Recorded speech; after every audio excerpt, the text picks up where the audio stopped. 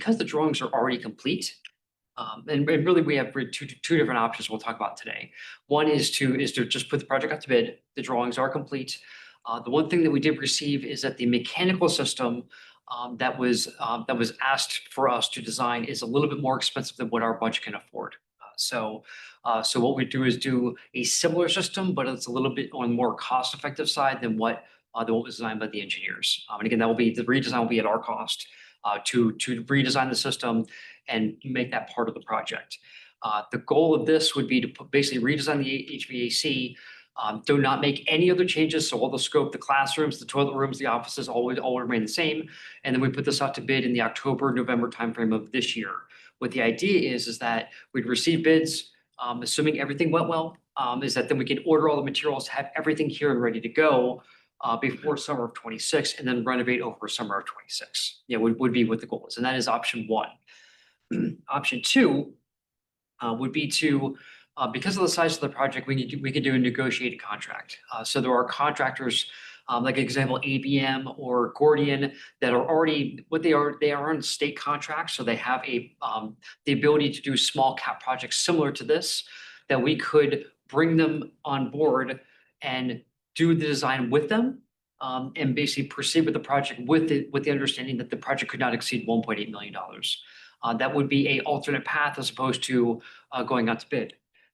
The positive side is that we would have a project cost maximum, and we have a contractor, like example, like ABM, that we know would work with us, and we would not be in a position where we would not be able to proceed because we guaranteed maximum cost, and we have somebody who wanted to work on the project. Neither of these is right or wrong. I just want to make sure that we understand that the option is either A, going back out to bid. And I said there are contractors that have shared with us that they would bid if we put the project to bid here in late 2025.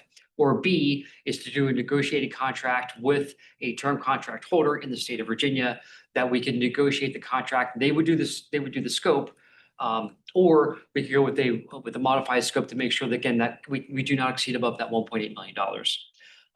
ABM, as an example, would be willing to come in and give a presentation. No, it's not tonight, but give a presentation if that's something that you're interested in. Or you may say, Josh, we simply just want to go out to public bid. That is all we're interested in.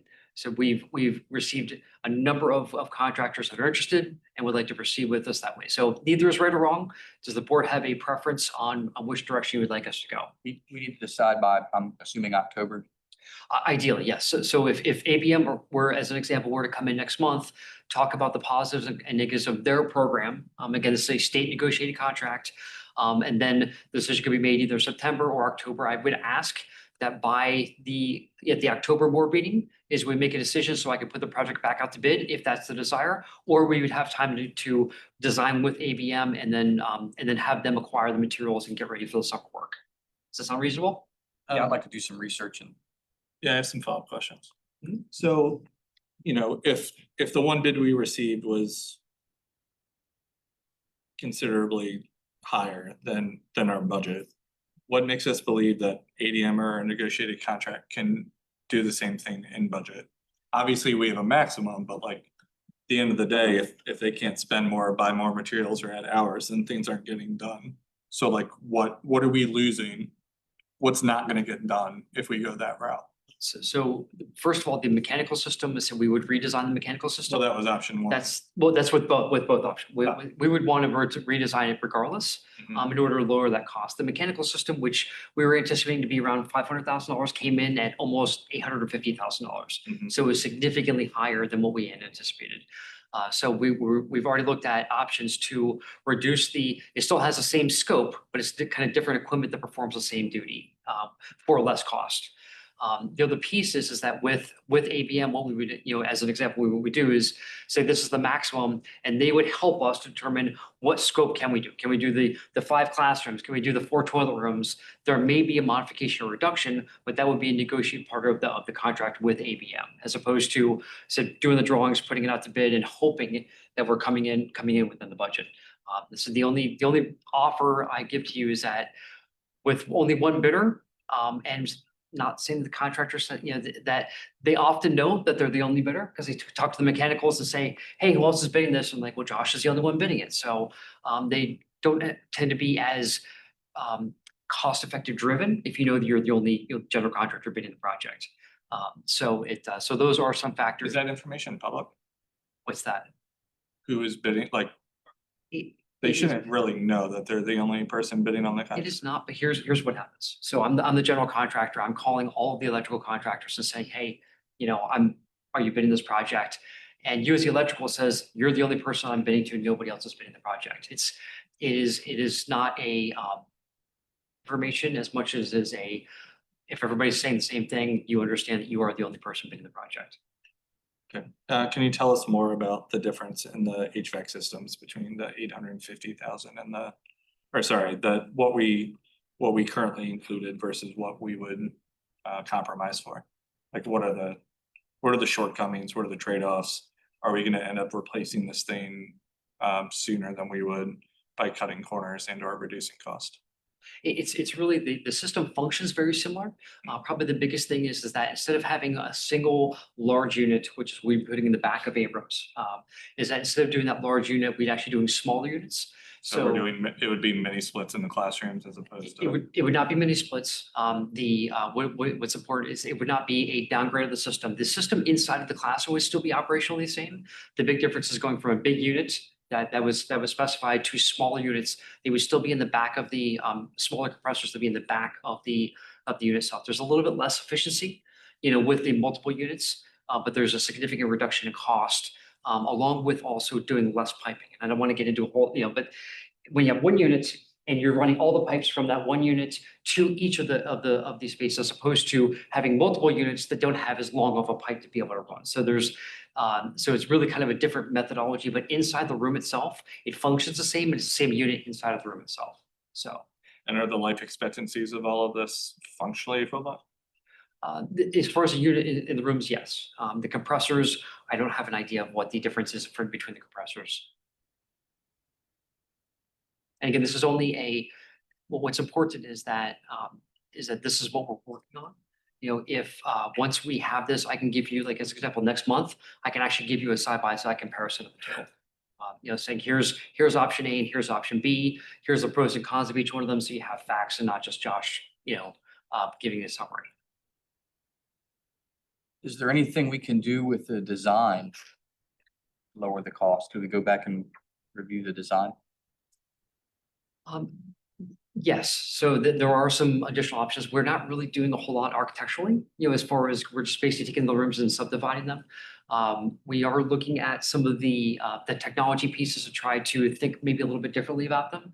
The other thing is the toilet rooms. We were looking at doing individual toilet rooms with doors and hard walls.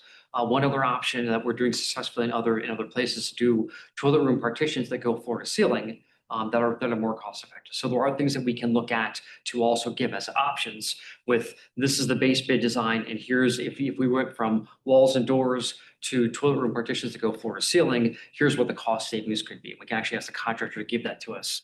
And it may save us, $50,000 here and $20,000 here, but at the end of the day, that may actually put us within the budget. So the biggest thing is competition, and having competition is what's going to help us to be within the budget. Do you have experience where you've gone back out to bid where something's been only bid by one company? You go back out, get multiple, and the price actually does decrease. Yes. Happens pretty often. The competition is really the biggest factor. And so there was contractors that simply at the time just did not have the capacity to take on this work additionally. And so is what we're getting fed by multiple contractors is that in fact, as we look at the end of this year, there's work that either they're in the neighborhood, companies are actually moving to Charlottesville. There's certain GCs that are actually opening up shop in Charlottesville, that this would be perfect for them to be 20 minutes away from Charlottesville. Do you believe that? So after we take off, assuming that the HVACs are equivalent and it makes sense, and we're realizing $350,000 in savings, that still leaves us about 400 grand or so off. Do you think we can close that gap through a competitive bid? I think we can. Again, not to be, I'm not giving a negative view of the contractor, but the costs that were presented to us were not in alignment with what we're seeing in other locations. Yes, this is a smaller project, so there are factors that your cost for the superintendent, the project manager, and everything are the same, regardless of whether it's a $2 million project or a $50 million project. But when we looked at the cost and doing a analysis of the bid, the costs were a bit higher. And part of it was because they were traveling, part of it was because the lack of competition.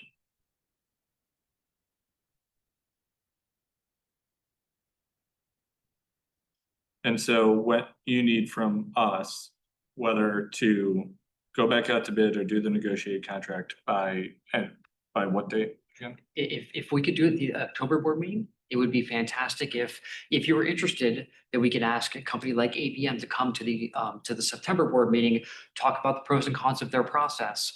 And then at the October board meeting is to make that decision is what we're asking.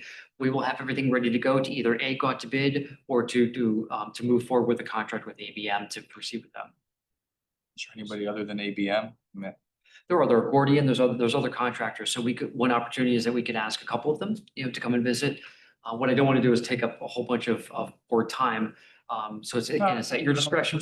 We're spending $2 million. I don't mind taking them. This is at your discretion. So if you want to let us know, I said, we're happy. I said, I know at least ABM. We can also ask Gordian. There's other folks that do the same, that provide the same service, that we can ask. And, if you say, hey, Josh, I want 1, 2, or 3. And then I said, if you say, hey, this process is terrible, we have no interest, we simply will go out to bid. Y'all want to give us like maybe the next 2 weeks to do a little research on our own, and then I'll collectively hear from the board and let you know. I'm thinking maybe bring in 3. I mean, would this be in closed session? Like, I don't wanna sit here and interview contractors and board meeting. You let us know which is the best for you guys. Honestly, we'll accommodate to your schedule. Just tell them they each got 10 minutes to pitch their. The process, right? Their process and and the pros and cons of their process. I'm not saying that's what's gonna happen, but I can let you know in the next couple weeks. Yeah, just let us know. So what I'll do is I'll put them on alert to say, hey, save the date. And then we'll plan on doing it. Let us know whether you want to do it before or after the board meeting. You want to get your board meeting done, and we'll do it at the end. That way the folks who don't know if those who want to sit here and listen to it don't have to. You let us know what's the best fit for you. Sounds good. Thanks for your time. Yep, thanks everybody. Have a great night. All right, it is almost 7 o'clock, so we will start the public hearing on the school board vacancy.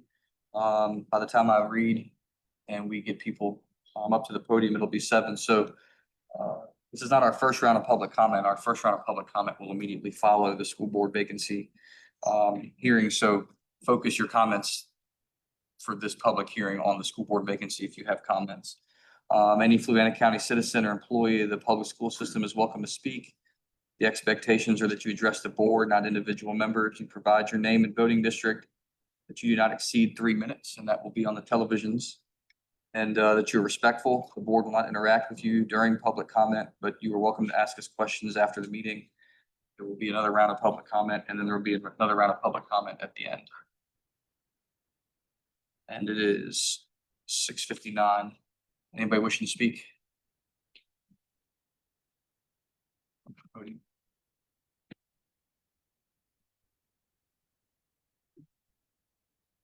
Give us just one moment while he puts the 3 minutes on the monitor.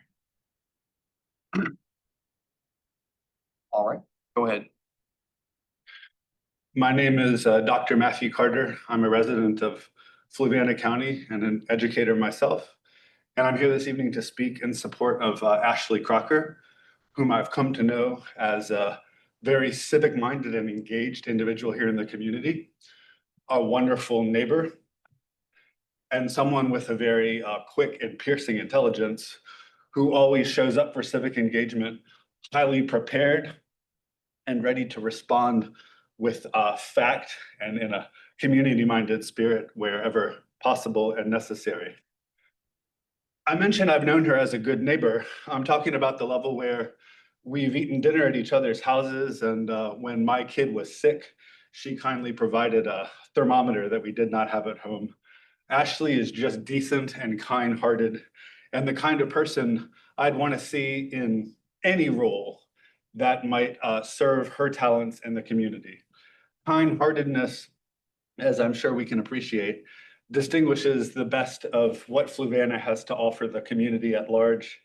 And Ashley's fundamental kindness and decency would do wonders to make the world around her a kinder and a better place.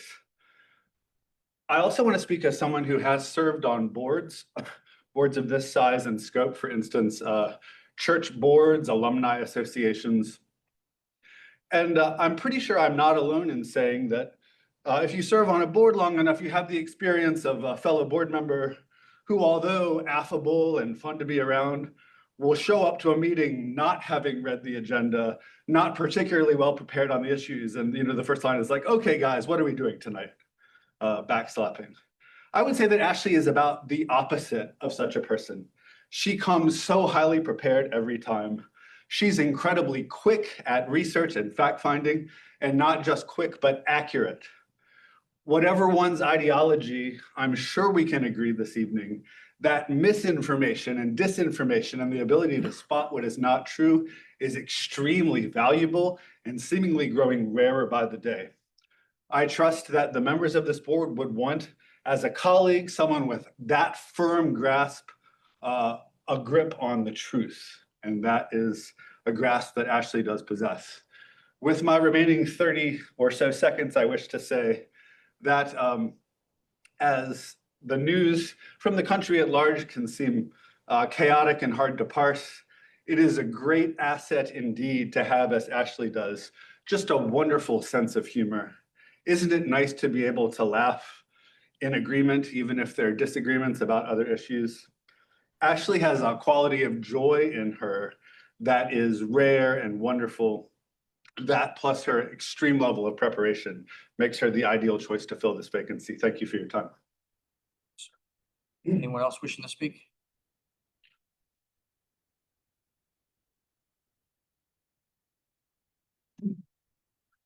My name's Georgiana Jocelyn from Cunningham District. I'd like to speak also on behalf of Ashley Crocker. She's been coming to school board meetings for the last couple of years. She has not been running for office. She's been coming here because she has children in the school district. She cares about the school district. She has no other reason than just because she cares. This position opened up and she stepped forward because people kept saying, if you don't like it, do something about it. Guess what? She's doing something about it. So give her the chance. Thank you. Anyone else wishing to speak?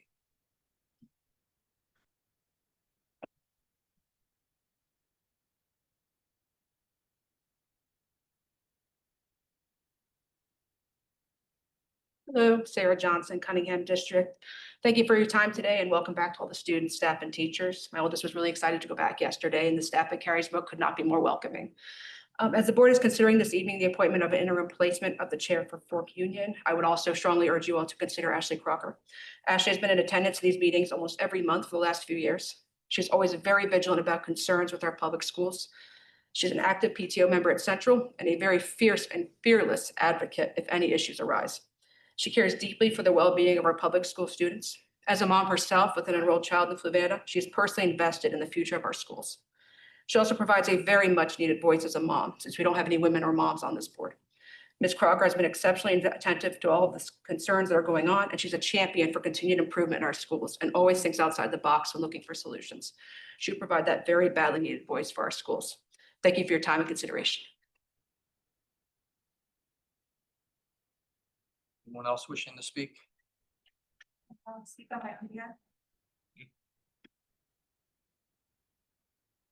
Hello, my name is Ashley Crocker. Thank you so much to all of my wonderful friends who spoke on my behalf. I am grateful and you're making me cry. As a mom with kids in our schools, a PTO volunteer, and someone who spends as much time as I can volunteering at school events, I care deeply about ensuring every child in Fluvanna gets the best possible education and graduates ready for whatever comes next. I want each student, teacher, and staff member to feel heard and supported in their role. I've spent the last 18 months or so attending nearly every school board meeting and advocating for transparency, community involvement, and the resources our students deserve. I ask tough questions and hold people accountable for their actions. If appointed, I would expect to be held to that same standard and would look forward to exceeding your expectations for transparency and communication. In my day job at a statewide advocacy nonprofit, I work on education issues, advocating for more school funding, mental health supports, and changes that will ensure every student has the resources they need to thrive. I understand school budgets, policy, and how to make decision makers accountable for the communities they serve. If appointed, I would be the only mom with kids in our schools serving on the board, and I know firsthand the improvements we need to make.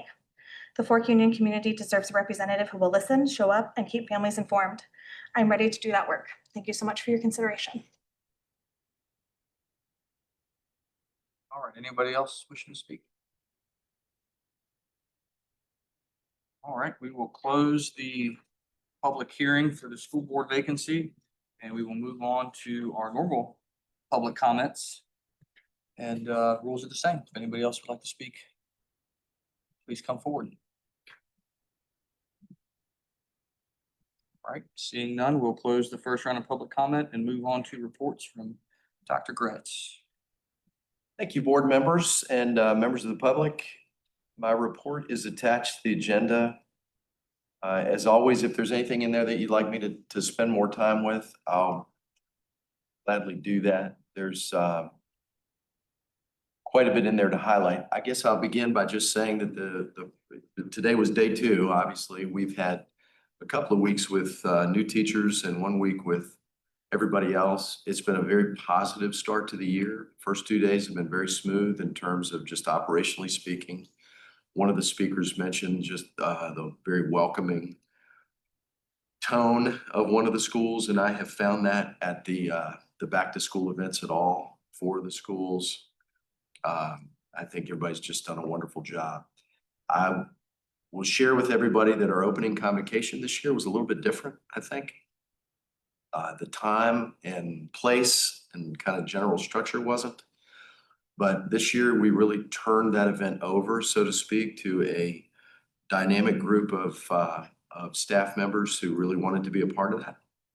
And they created just an amazing, inspiring event. Our speaker was one of our employees who, if you see this poster over here, this was designed to try to promote some of the work of our strategic planning and what we're calling our FLUCO 4, the core values that we've operationalized and that we want to be a part of all of our decision making. And as part of the design over the summer, this employee was just inspired one night and wanted to share some things. And I've heard a lot of comments that she's been the best speaker that we've had. And I would say, Dr. Kelly, you were there and you did a great job speaking to the staff as well.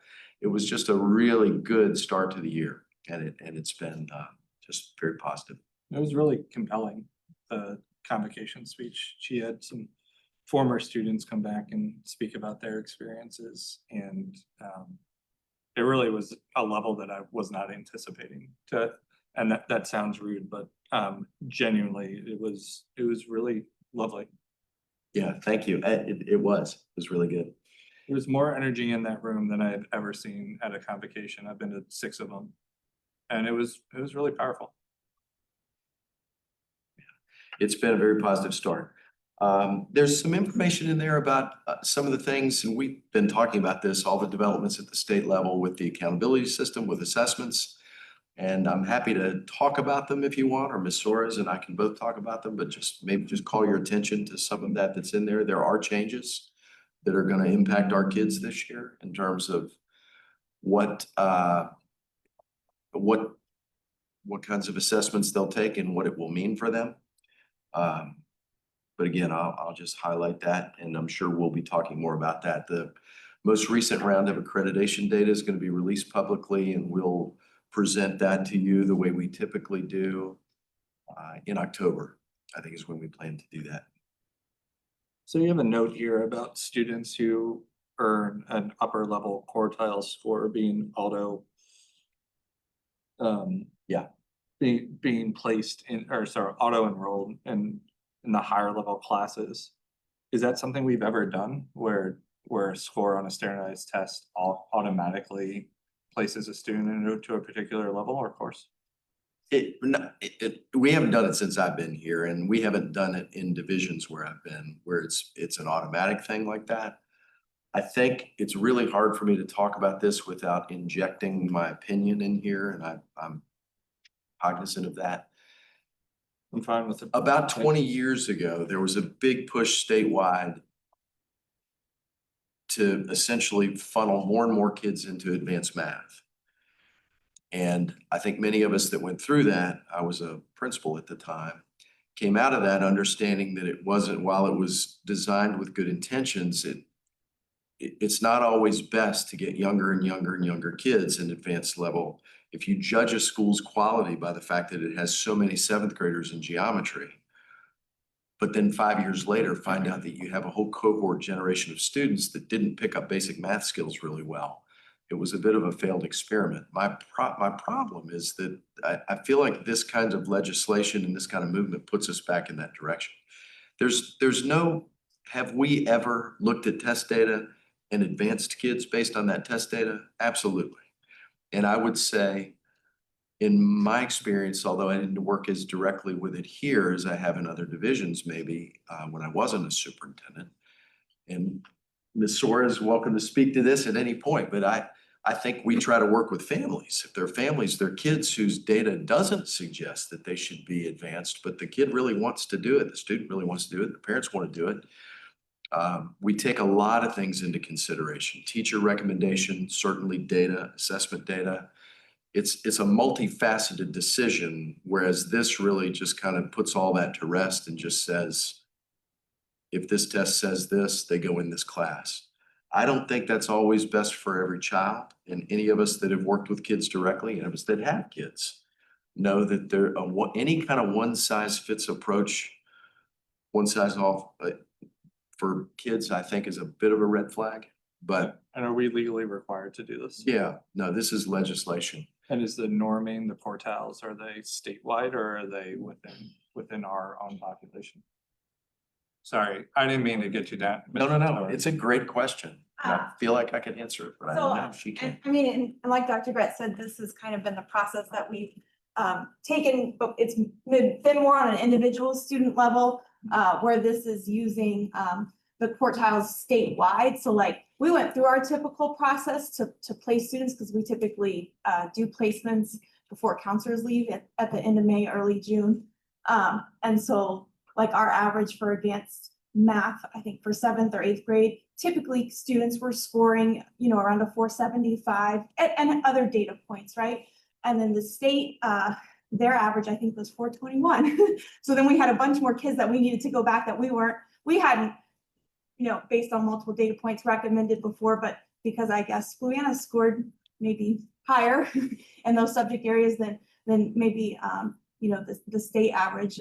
There were a lot more students that we were anticipating that we were going to have to place, but we did reach out to parents for those students. Parents have the right to opt out per the legislations. Yeah, I was curious as to whether or not a division that just happens to have more resources for private tutors or less poverty or other things, if they wouldn't end up having a larger proportion of their students be auto placed than a poorer division or a lower performing division. So it seems like there's definitely substantial drift based on what the norms are in a given division. Yeah, and I think, I don't mind just saying, I think our staff members, our teachers, and our students' parents are better suited to work together to make these decisions than putting all those people aside and just looking at what they did on that standardized test on a Tuesday morning. We were supposed to communicate with, The letter, yeah, sorry, I interrupted you. I was just wondering if we had any traction on that, and We have not drafted that. what Think about that. what is there? I know that the answer is going to be it's the law, but what is there? What's the penalty that's written in the code section?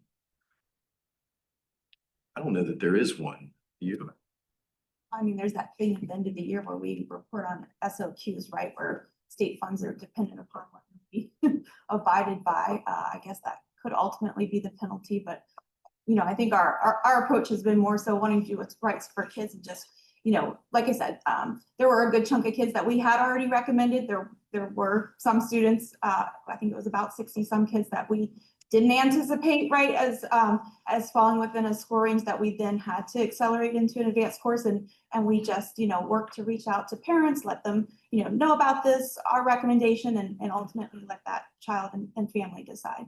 I just thought that it's incredibly odd that the guy at the helm told everybody that literally ran on working with parents and kind of removing the bureaucracy. And now that's literally what they've done 1 year before he leaves. Just doesn't make a lot of sense to me, but Yeah, and I don't want to be overly dramatic about it. I mean, it does say that a child is automatically enrolled in a class.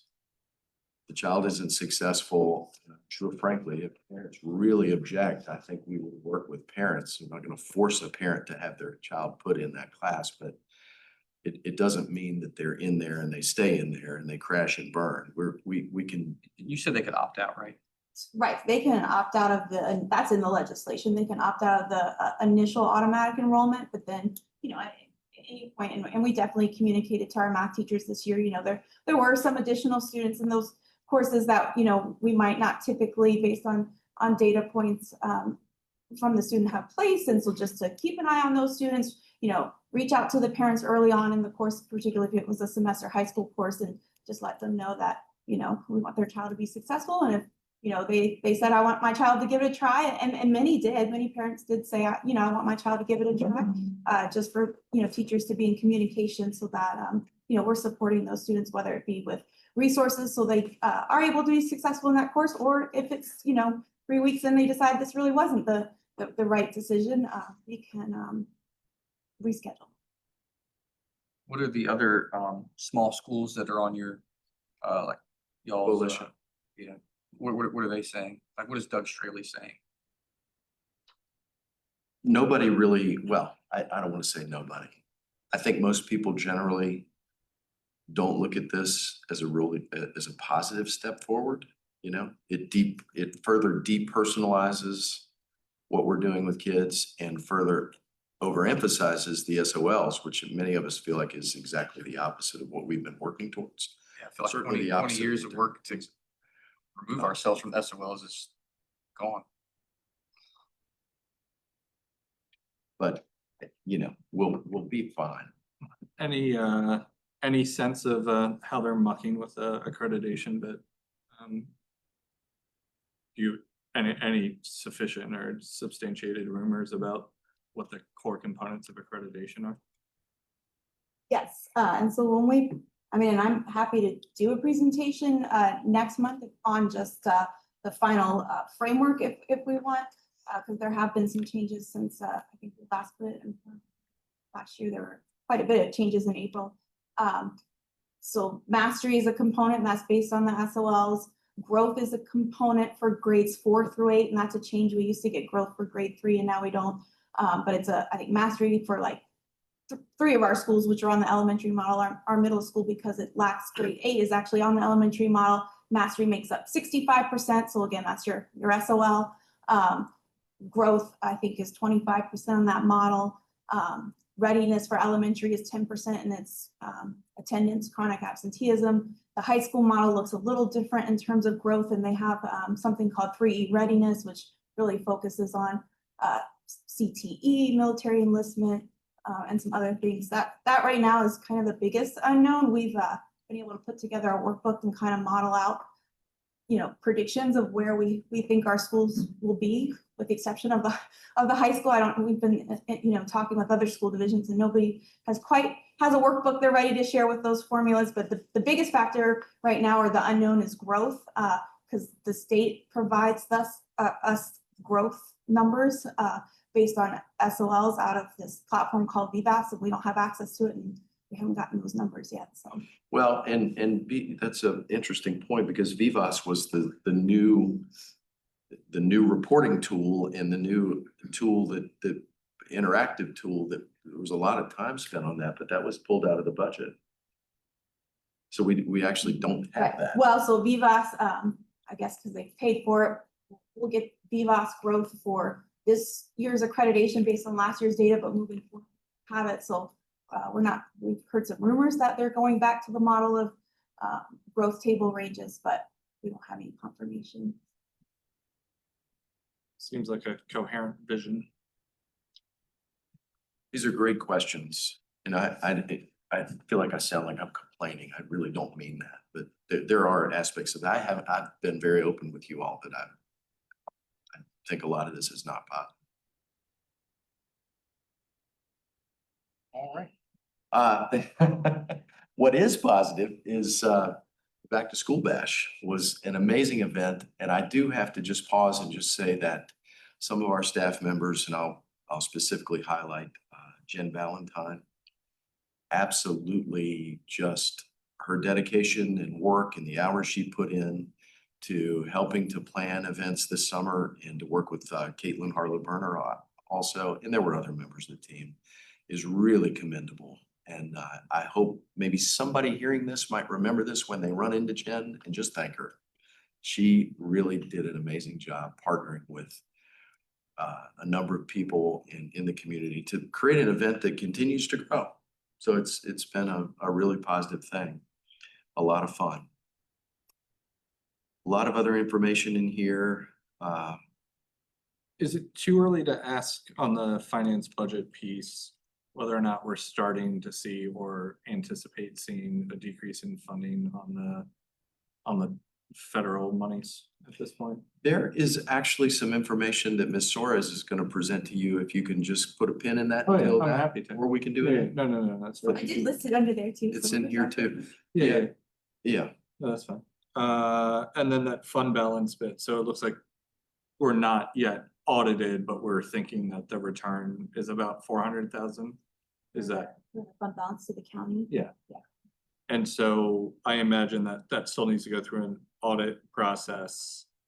Will you all, per what we do annually, will you write up a list of priorities and things like the bathrooms at Central, et cetera, that we've been asked to bring to them during carryover requests, and anything else that are urgent?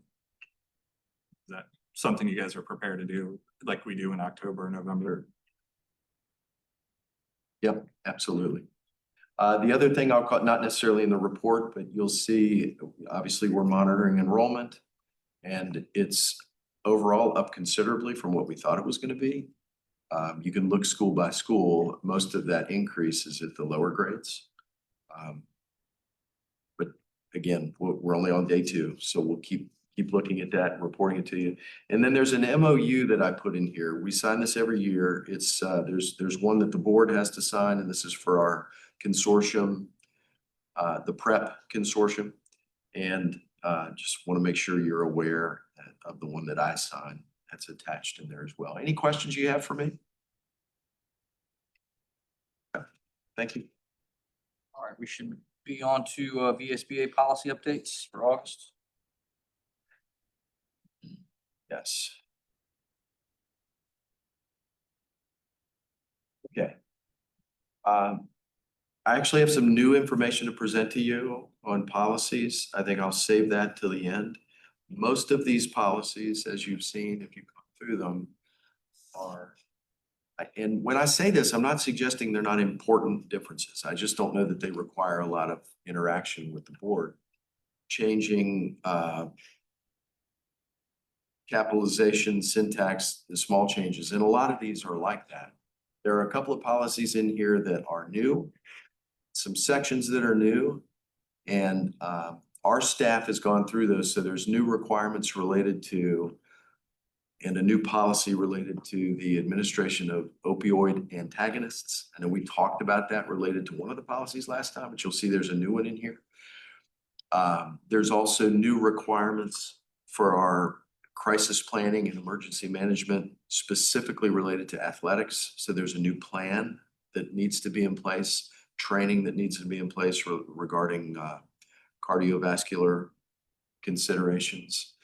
And so any of the, and if you want to pull them up, we can go through them. I'm happy to do that. I'm trying to summarize for you, but anywhere in there, if you see in the underlined red text where there is an indication that the superintendent will develop XYZ, the board will provide XYZ. It has to do with training, has to do with storage of medications. All of those things we've been through with our head nurse, with any of the pertinent people with Scott Morris to make sure if it indicates a plan, that plan is in place. If it indicates training, the training is in place. And again, if you want to go specifically, I'm happy to, but I just want to call your attention. Those things are new.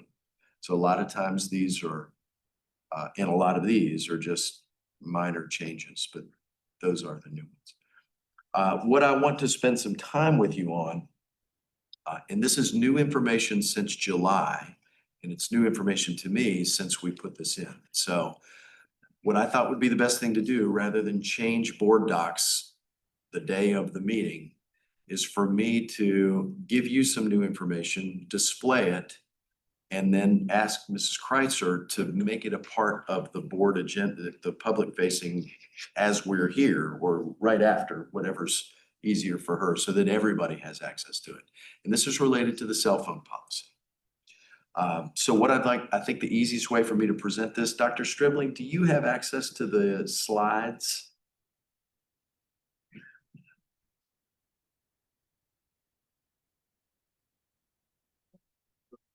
Excuse me. That of the thousands of things I shared, is that the one that I?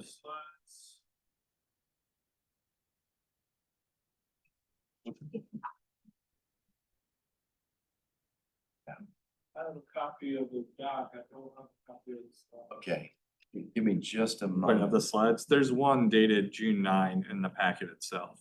It's under one of the policies. Is that the, what you're looking for? No, this is a new one.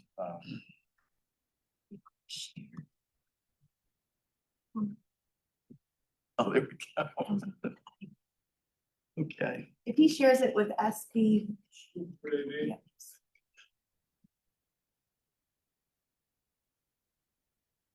I'm sorry about this. Yeah, okay. While that's making its way to Dr. Stribling, maybe this happens all the time and I'm just not aware of it. I'm not a legislator, and that's it. Thank you. And so this isn't part of my world, but what happened with this legislation is there were two Senate bills, and I presented all this to you before. There were two, well, I tell you what, go to the next slide, Dr. Stribling, and that kind of summarizes. So the two bills, skip down to September, these two bills were introduced that took the Executive Order 33 language, changed it a little bit, and were approved. And so that approved language, there was a substitution that was implemented somewhere in there by the governor. And you can see that if you go to the state code page and you can look at all the different versions that changed the language from what was approved. So if you look at what was enacted, it's different. And none of this is me trying to suggest that anything was done in any kind of an underhanded way. I just didn't see that. And as we, even members of my team who monitor the VDOE website, typically we get updates when things are changed. There's an entire website that's devoted to cell phone policies in Virginia, the executive order. That has been changed as well, that there was never any indication. So the stuff that we went to and accessed when we put our initial slides together, if you go there now, you'll see that it's different. So that difference is what I want to walk you through, because it changes. The difference is the one piece of all this that really has generated all the consideration on our board. And I've already said that there was a substitution. So this is what was enacted. And so I don't want to read all of this to you, but I think it's important. If you look at, well, first of all, if you look at what's enacted, you'll never see any mention of bell to bell. That phrase is gone. So it says, Part B, each school board shall develop and each public elementary, secondary school shall implement age-appropriate, developmentally appropriate policies related to student cell phone use and student cell phone and smart device possession and use on school property during school hours. That's the language. If you go to the next slide, this is the language from what was enacted. That was approved. What's enacted brings the bell to bell back in, essentially. So if you look at B on the enacted, everything is the same, but when you get down to the specifics, policies related to student cell phone and smart that's all right.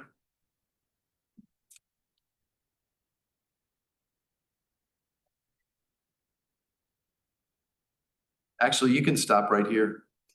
It's okay. This is the same language. The other one was just in the context of the full. Basically, this is the difference. You can see I've underlined what's different. Actually, I'm sorry, you probably do need to go back one. Figure out who's- You can use the arrow, the left arrow on the keyboard. And the salient point here is that we have approached this from the standpoint of initial legislation, which basically legislated,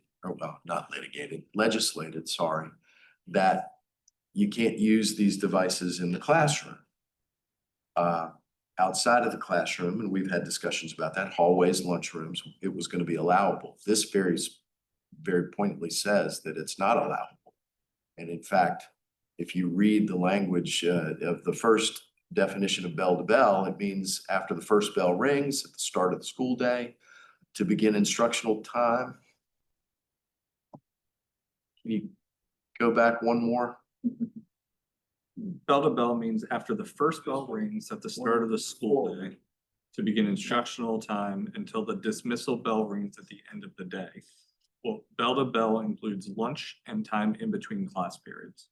I mean, that essentially just, I think, negates any discussion we might have about what we want to do with it. So these slides are intended to just point out those differences. And I think the two key differences, everything related to the provisions for medical emergencies, students with IEPs, accommodations, that all remains the same. What's the penalty? I'm sorry, What's the penalty Can't be expanded. in the legislation? the penalty for doing it? There isn't one. I mean, that's up to us. I mean, no, what's the penalty if we do not do this? That's in the code section. I don't see that. I don't know that there's a penalty in there. Say rock on until someone tells you not to. Legislation, we don't have legislation, Yeah. right? What's our concept? I can't answer that. I mean, functionally, anytime states pass things related to schools and schools don't comply, they have the power of the purse, and so that's the theoretical leverage that they have.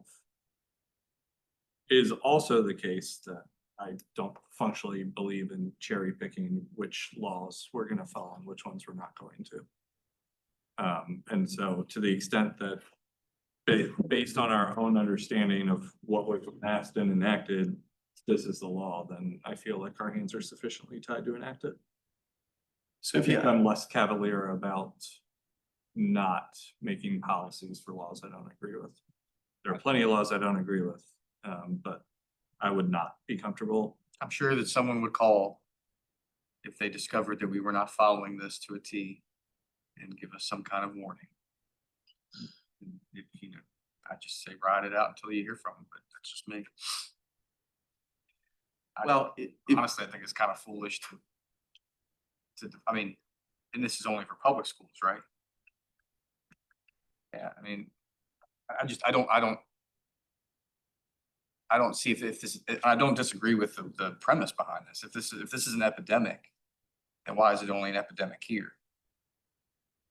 I don't, FUMA doesn't have to follow this. The Light Academy doesn't, the Light Academy does follow this, but they don't have to. So I don't understand why it's just an epidemic in public schools, not everywhere else. Honestly, I just think it's a political game. I think we just ignore it, but it's just me. well, I understand. The two points that I think are just to pay attention to in the next slide. This shows the difference in what I've already pointed out in part B. And then the next slide, if, can you go back one? This is the second part. If you remember before, there was an indication that you can't do this in the classroom. The second part, number 2, to the extent that cell phones, smart device possession and use is permitted in school and property outside of the classroom during regular school hours. That has changed to what at the bottom has turned into before or after bell to bell. So what previously the flexibility that we had was, what do you want to do outside of the classroom? Now the flexibility is, what do you want to do before or after bell to bell? And how are you supposed to secure these phones? We just tell them they can't, have to be in their bags, they can't be out.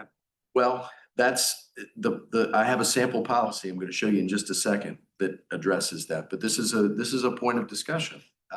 Some school divisions have the lockable pouches. Which costs money. We've lived through that enough to know that there's been a lot of criticism there. Both from the expense, but also the fact that you can go on Amazon and order those things that disengage the magnets now. So I don't want to speak for all those divisions. Many of them, I think, if they went back, wouldn't do that. Some of them would, I think, speak very highly of it. There are schools that have them. There are individual teachers that I've encountered over the past 8 months that have a system where it's almost like those things that you, I'm sure there's a name for these, but on the back of your door where they like the shoe Yeah. holders, where kids can put them and get them, when they leave. But then they still gotta move from place to place with They still have to move from place to place. You're still responsible for them, and kids do work around that. They bring dummy phones that they put in there and they keep their phones in their pocket. So that none of this is perfect.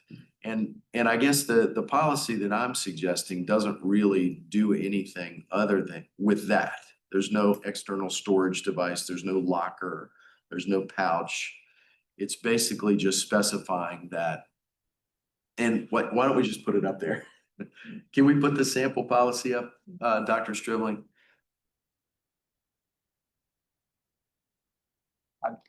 My position is just ignore it until they tell you to stop doing it, and I think it's a whole lot of fuss over nothing. And it's so imperfect that I just don't know why this is even a thing. I agree with the kids are bullying each other on their cell phones. I mean, they're doing it at home and bringing it to school. What's the penalty on the parents for allowing it? This is just, if they wanted to craft legislation that actually addressed the problem, they should have invested some time in it. And this is, so I mean, it just falls short of anything substantive, but. I share your criticism of the legislation. And I just think our policy is solid. I think we have to enforce the policy and hold the teachers and the administrators accountable for enforcing the policy and then move on. Yeah, I mean, we're just out of legal compliance at that point if we don't enact.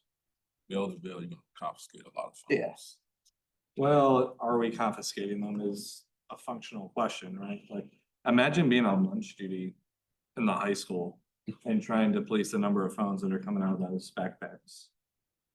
And then we can't suspend a kid for violation of that policy in and of itself. It would have to be insubordination or repeated referrals. It's a lot of unnecessary pain brought to us by, lovely people down in Richmond. But we still have to do it because it's the law. Yeah, what I can report to you from the schools. Long way getting down here, trying to get here on time. I mean, I just don't see the big deal in it. Right, and your penalty there is, right, if a cop finds you, he can write you a speeding ticket, right? No penalty here. I mean, there functionally is, like, we are beholden to state agencies and the Department of Ed and all of those things. And I understand that the probability of getting a slap on the wrist related to this is low. I think it sets a poor example when we directly disobey laws and then expect our students to follow our own instruction. It includes smartwatches too. It does. How you? I don't know. That's ridiculous. Does. So the I'm with you, sample, homie. My outcome is a little different than yours. I'm more of a rebellious than you, James. The number of times that you've wanted to show DC or Richmond the business by disobeying them All is about it. seemingly. They never visit Fluvanna. They don't know what we're talking about right now. I mean, that's why I just think it's a lot of time and headache over nothing. I think the two. So one thing I'll tell you is, and most of this is at the high school. I'm not suggesting it's not that elementary kids and middle school kids don't have them, but most of what we're talking about is definitely at the secondary level in terms of enforcement. I think the issue at the high school right now is going to be just changing procedurally what that looks like at the lunch table. Because that's what will be dramatically different. Right now, hallways and classrooms, it really isn't going to be different. But that will be the difference.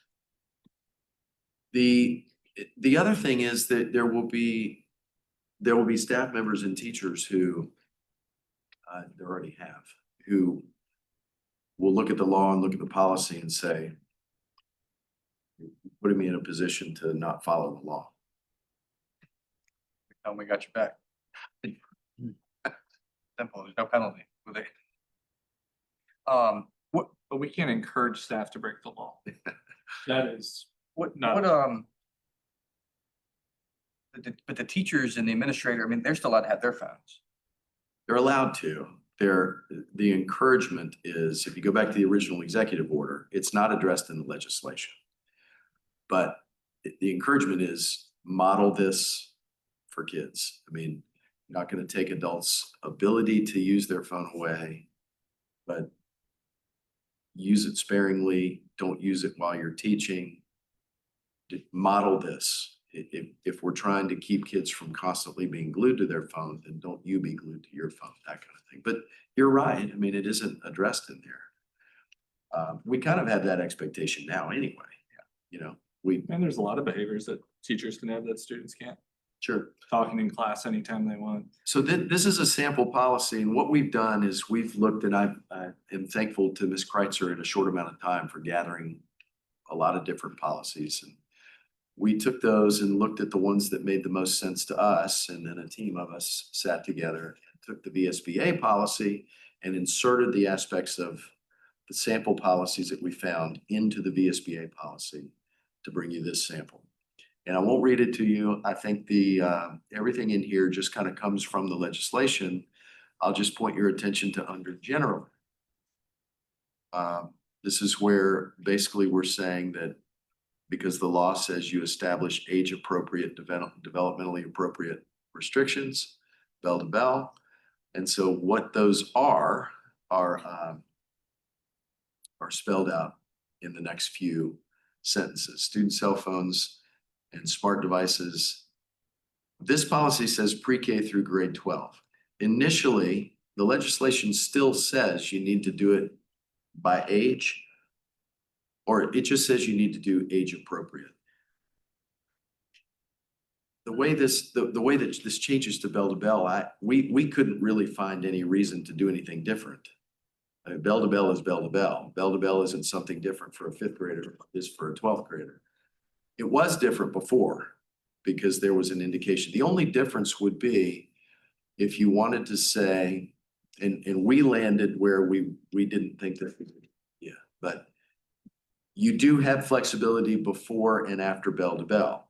And school property before bell to bell includes a school bus.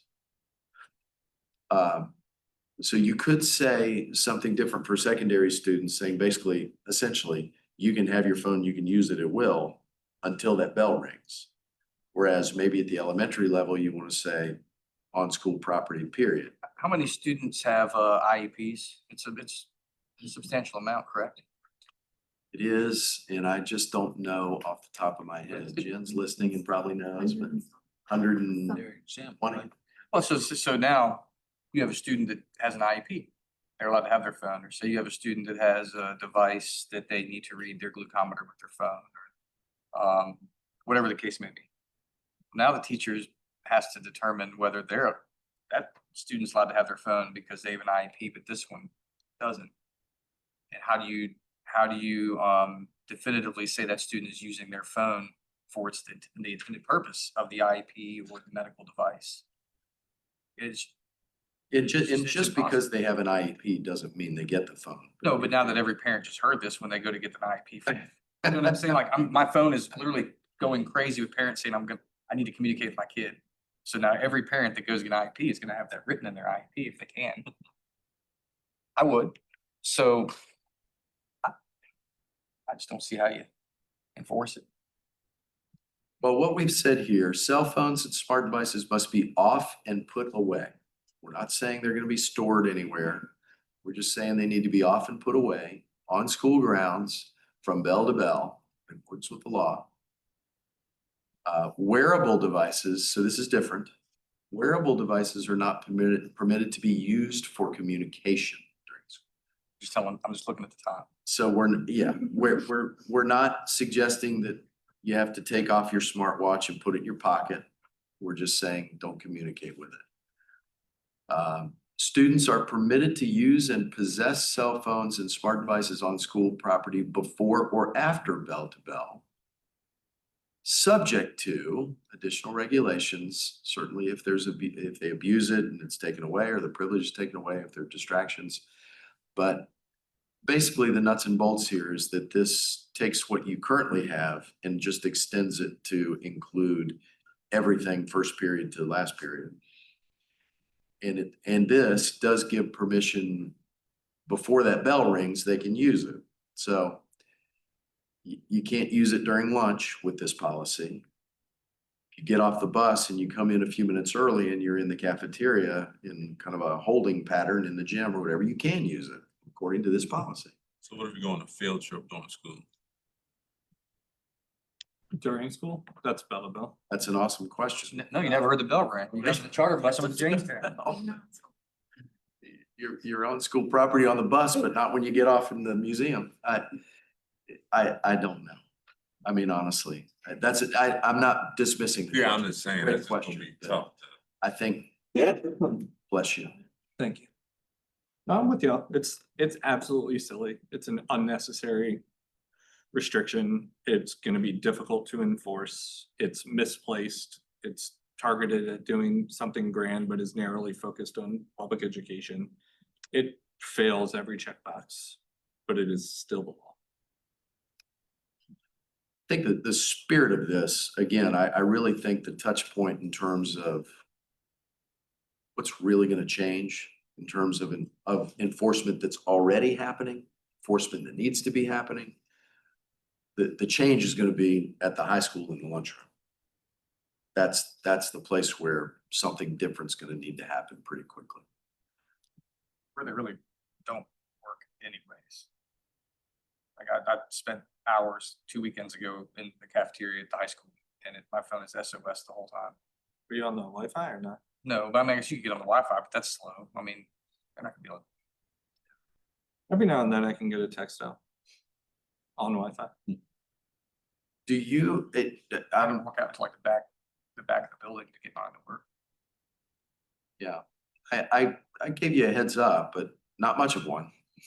So I understand you knew this was coming tonight, but are you in a position to make any decisions about this? Do you just want to give some guidance? Do you want to see an actual policy you would act on next month? What is the deadline to enact it? The deadline to enact it was July 1st, I guess. So in theory, we're already breaking this law. We are. I mean, when I look at the legislature, I'm not an attorney, but again, I've never seen that you can actually pull up the two different codes and read them, and one says approved and one says enacted, and they're different. It's the will of the board. I would say, you already know what I would say, so whatever the board wants to do. There's 3 members that want to move it to action items tonight, or if there's 3 members that want to table it till next. I think a bell to bell enforcement is impossible to enforce. But I do agree that it needs to have some kind of regulation, There's a lot of bullying goes on in schools with cell phones, a lot of camera time on cell phones, doing movies and stuff, videos, but yeah, I don't know what the answer is. So given that we know it's the law, we are out of compliance. My vote is always to do what we need to do to protect our school division and to be in legal compliance. And so whether or not we agree with it, it should go, we should act on it. Do you all want to move to an action item tonight?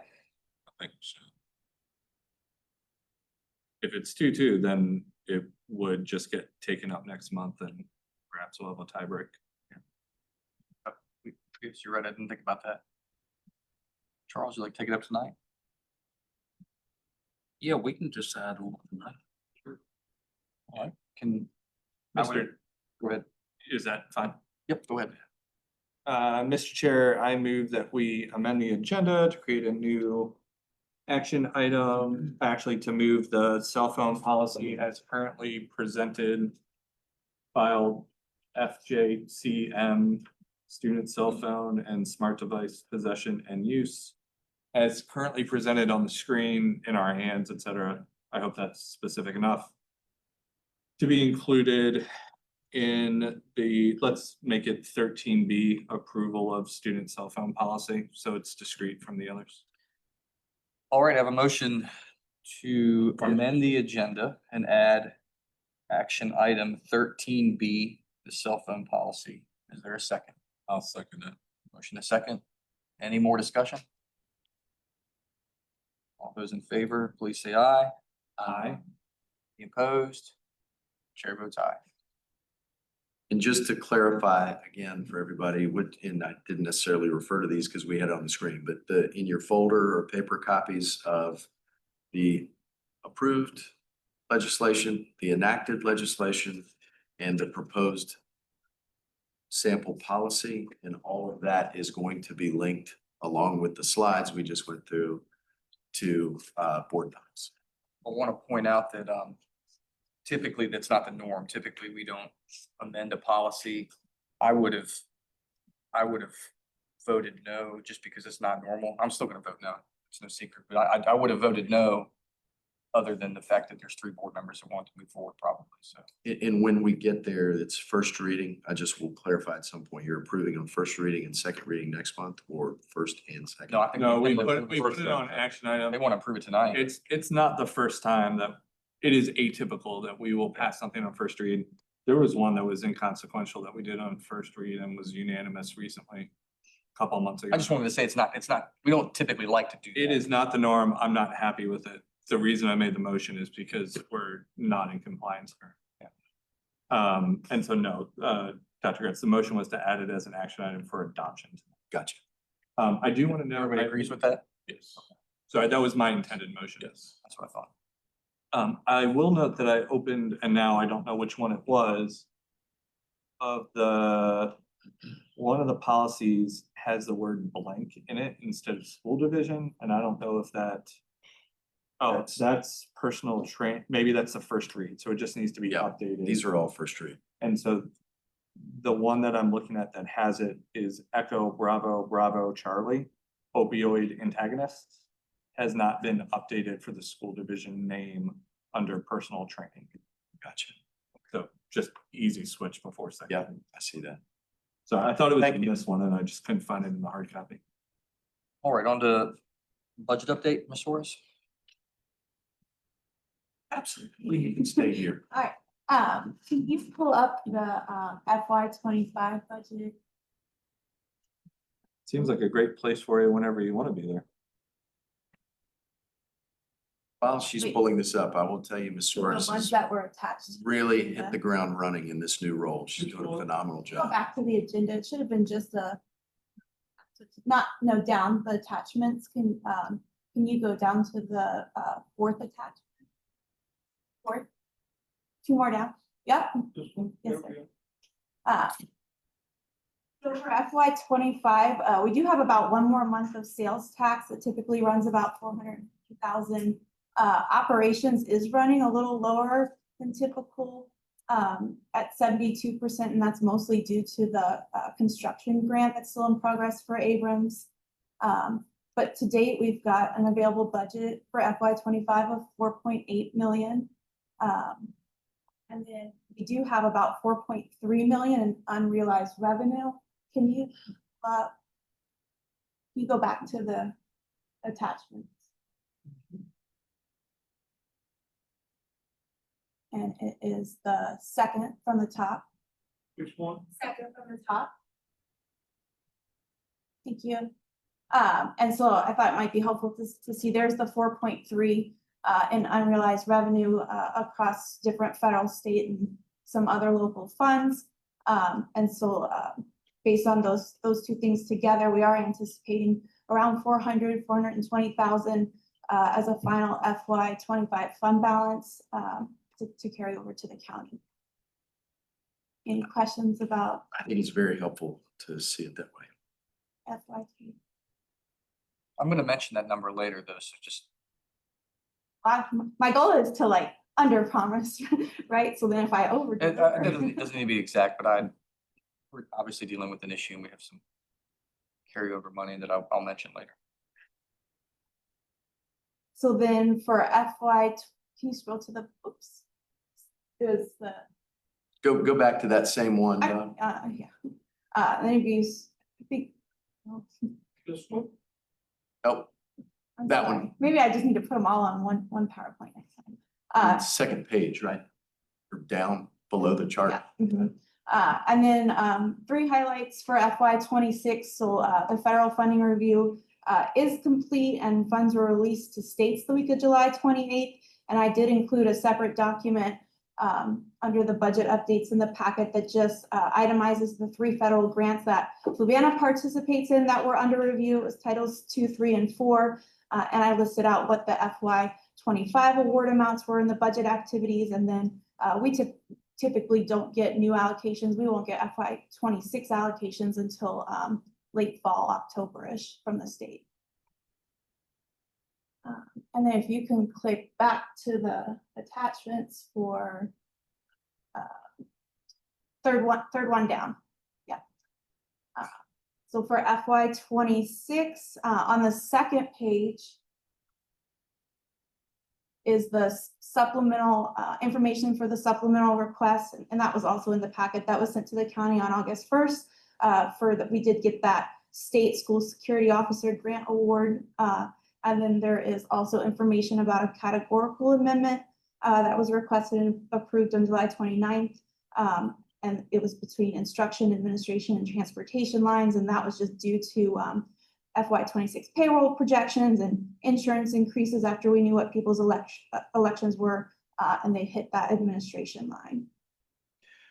So just to refresh everybody's memory, that we had some conversation during last budget cycle with the county about, I think it was the last one or the one before, about categorical transfers.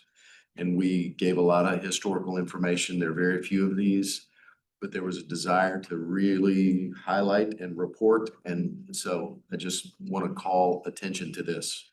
That is a categorical transfer. And it was due to payroll projections because didn't know at the time what kind of elections people were going to make. And when they did, then there was a small transfer. But I just want to highlight it.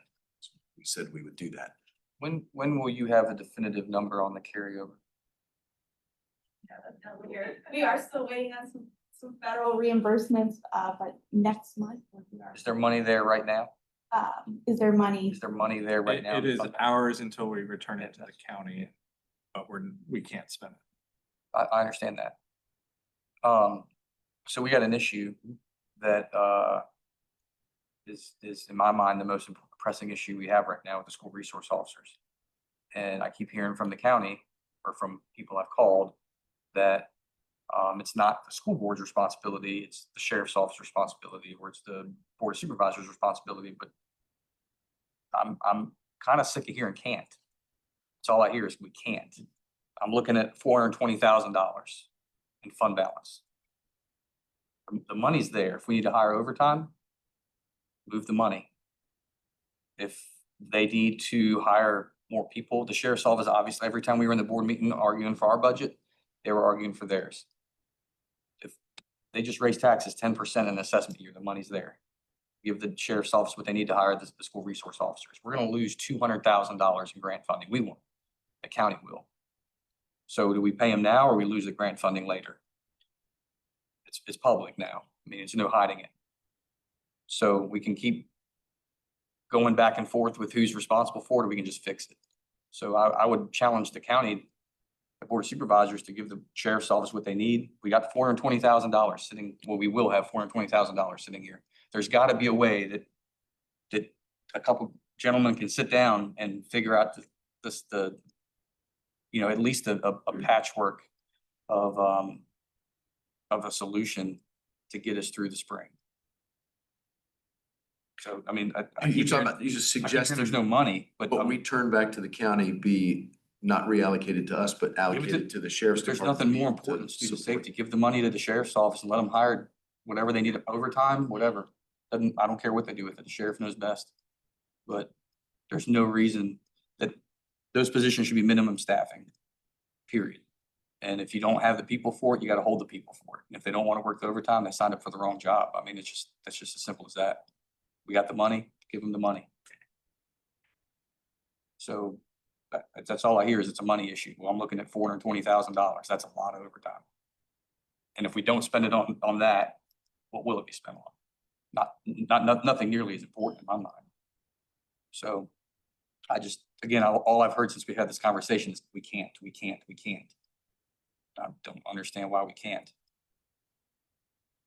I know that's uncomfortable, but You're talking about the county. oh yeah. I think, I just hear, I'm gonna call someone else and let them know, we can't do this, we can't do that, we don't have the money. Got the money. Whether you want to spend it or not. I looked at, this is public record. It's on, if you guys look at the board's agenda, they paid a consultant $25,000 a month for public safety, and it wasn't to the sheriff's office. $25,000 a month for the past 6 months. We got the money. We just got to reappropriate it to the right places. So hopefully the board hears that and does something about it. so there was a subcommittee, obviously, that met a few times. We didn't meet over the summer.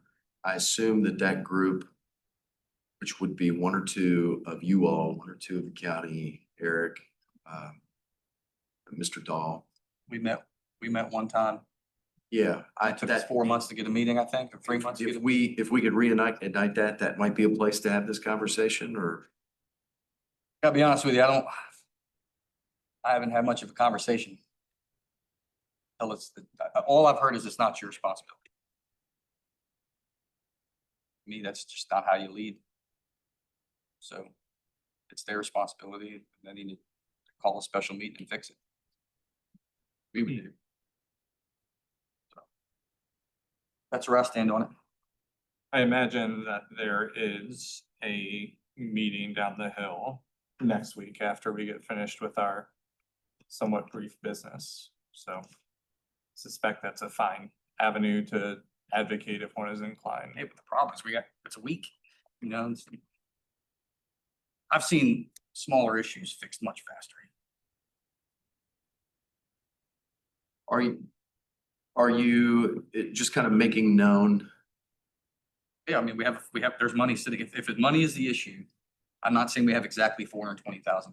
I know that We can't spend that, though. I know we can't spend it. I got We can you. transfer it to Fluvanna County to I'm spend trying it. to see like actionable. I know that's not common. That's definitely outside the box, but this issue like this required some outside the box thinking. I'm just, when I hear there's no money, I'm looking at money. Nothing more important than what we're discussing right now.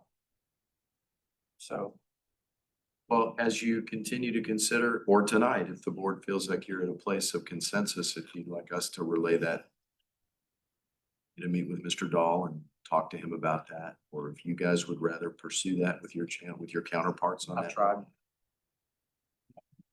Something more efficient. Just let me know.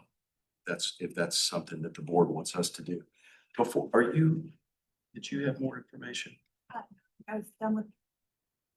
To just show one thing before you leave this, just because Ms. Soares referenced the chart that she put together, and this is gonna be in, I think it's the last attachment, Dr. Stribling.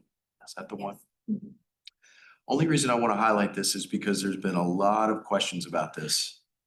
And the questions may not be in this room, but I know they're out there. I've received a bunch. This is what she referenced, and I think if anybody's interested in seeing, these are the funds that were impacted by that freeze, pause on federal spending.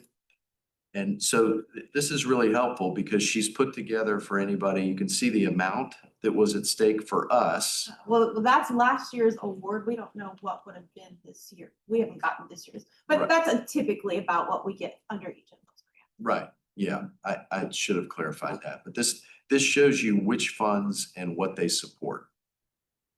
And I know there's been a lot of conversation, or at least I received a lot. So I thought this was a very helpful thing that you put together. I want to make sure people see it. And so these are still theoretically frozen? Is that the implication? No, so so these FY 26 funds were released to states on July 28th, and so now we're proceeding as normal. And because we typically don't get our allocation from the state sometime in the fall.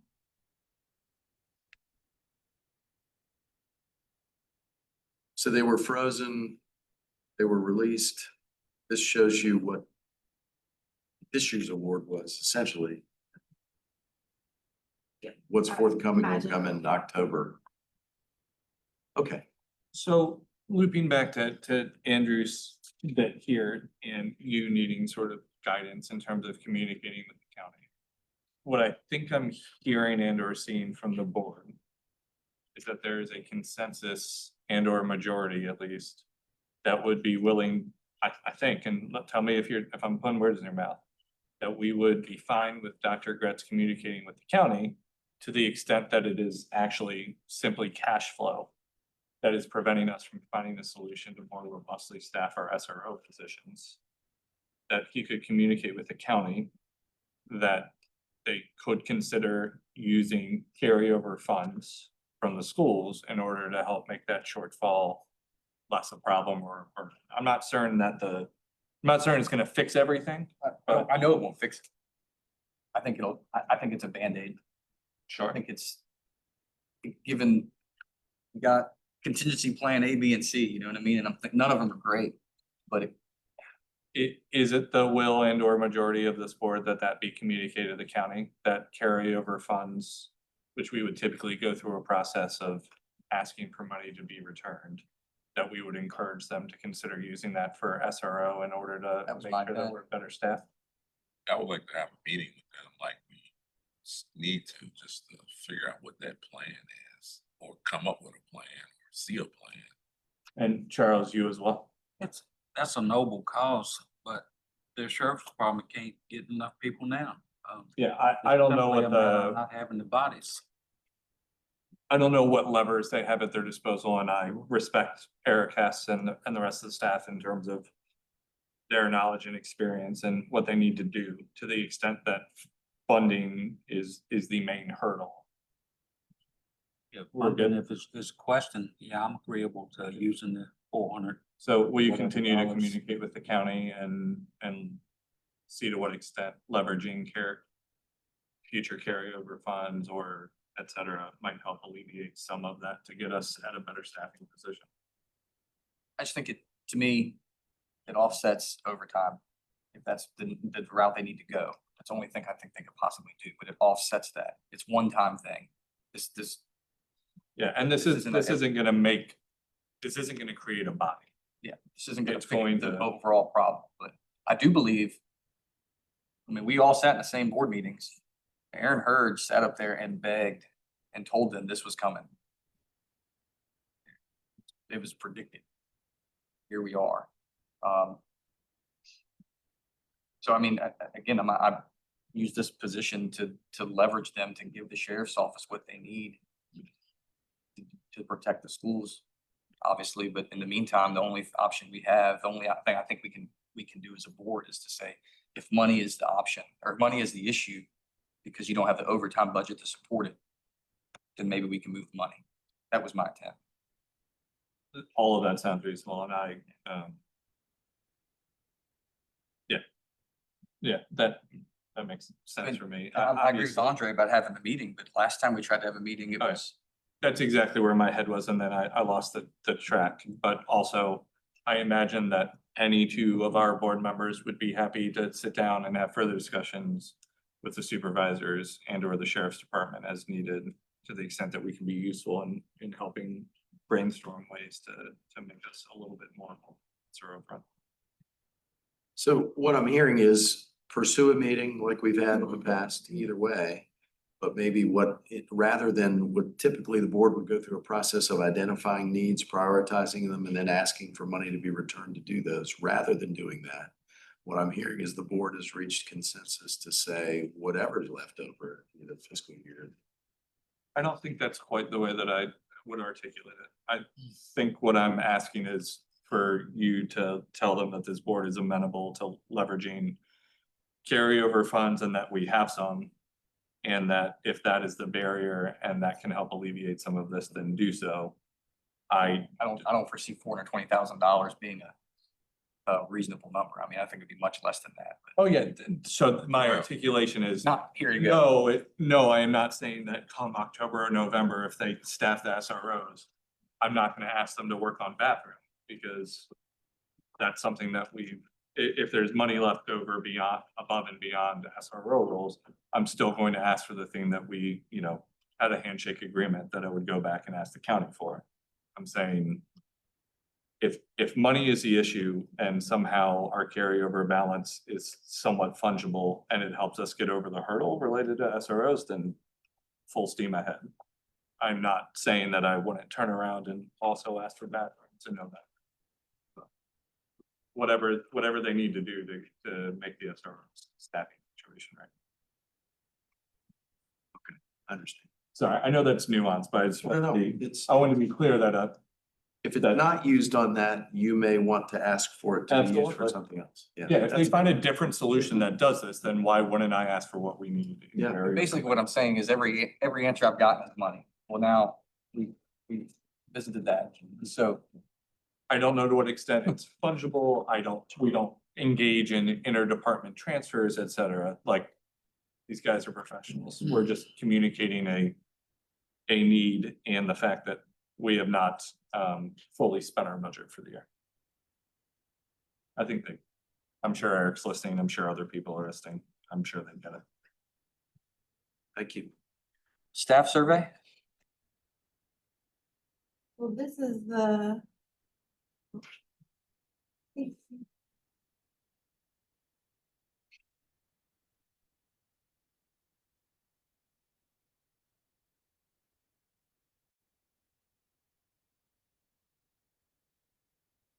So this is the staff survey that we've been administering this variation of it since 2014, although we have been doing staff surveys all the way back to definitely at least 2006, but there are, let's see, next slide.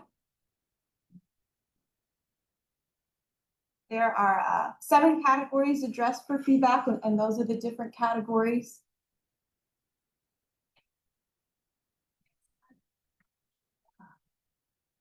I did want to point out, we have had the last 3 years of decline in participation. This year we had 144 responses, which is about 24% of our staff. Can I ask how this goes out? Is it through unique links in which staff members may only submit a survey once? Is it an anonymous link that people could send more than one submission to? Do you know how it's distributed and collected? Google Forms survey monkey. Like box that was checked so they couldn't submit. So like it was anonymous, but like if you submitted it, the link comes to your email, right? And if you submitted it through that email. Okay. Do we do anything to help encourage participation? So some of the things that I do at work when I want consumers or my colleagues to fill out a survey is that I will, we shouldn't do this, but I will either pay per complete, meaning that I give somebody a cash incentive for completing said survey. I think that's kind of silly. in some ways. But one thing I do often is I'll conduct a raffle or a sweepstakes in which from among those who ultimately complete, a person is then selected and receives $100 gift card or whatever based on state law limits, et cetera, gift card. So could we investigate whether or not the links are sufficiently, it needs to be anonymous, but can we find a way to get a 0-1 on participated, didn't participate enough to issue a raffle? So we've done, like, schools have done, like, we do know, like, at what school sites, right, that people are responding from, so I don't know that it happens every year all the time, but I know there have been over the years, at the school level, they do like, you know, we're trying to hit, you know, 80% by this date, and if everybody does, we're, I don't know, wearing jeans or something. I will say this past year, typically we've sent out the survey, I think second week of May. It went out a little bit later this year, the 23rd of May, although we sent more reminders and it extended kind of the length. But May 23rd, I think people were on their way out the door, so that might have impacted a little bit as well. Yeah, I would be happy to add a budget item, start a competition, et cetera. Like, we can only respond and or make policies based on what we're hearing from the buildings. And if we're hearing a non-random sample, then we're probably marginalizing some voices and some problems that we're just not getting. Have started at the school level, principals are sending out weekly staff check-ins so that they can give this kind of feedback and, you know, and then so that has kind of sparked some conversations. We've been considering doing instead of one time of the year, at the end of the year annual survey, what would it look like if we did something that mirrored this, but that was quarterly, and so that, you know, maybe we get a little bit more participation throughout the year, and it makes it a little bit more actionable and timely, right, for us to be able to respond to that feedback versus, you know, waiting till the end of the year and everybody's left, and then, you know, we do use this data to then develop school plans and goals and, you know, things to follow up on, but throughout the year might be a consideration. Thank you. Well, here's it collects the responses by site. So that is in the past what we've kind of sent out to kind of encourage participation, friendly competition. Next slide. And then it also breaks down, you can see the number of respondents just by their role and the percentage as it relates to not the division, but the total number of responses received. So the categories are reported on by the percent of strongly agree, and if there was any that was marked NA, they are excluded from what's reported. Blue bolded numbers indicate areas that are higher than the previous year, and if you see a gold background, it's the highest rating that we've had since 2018, I think was the data that fits on these slides. Next slide. So the first one, work environment, responsiveness to maintenance requests has increased over the last 3 years, and to do so.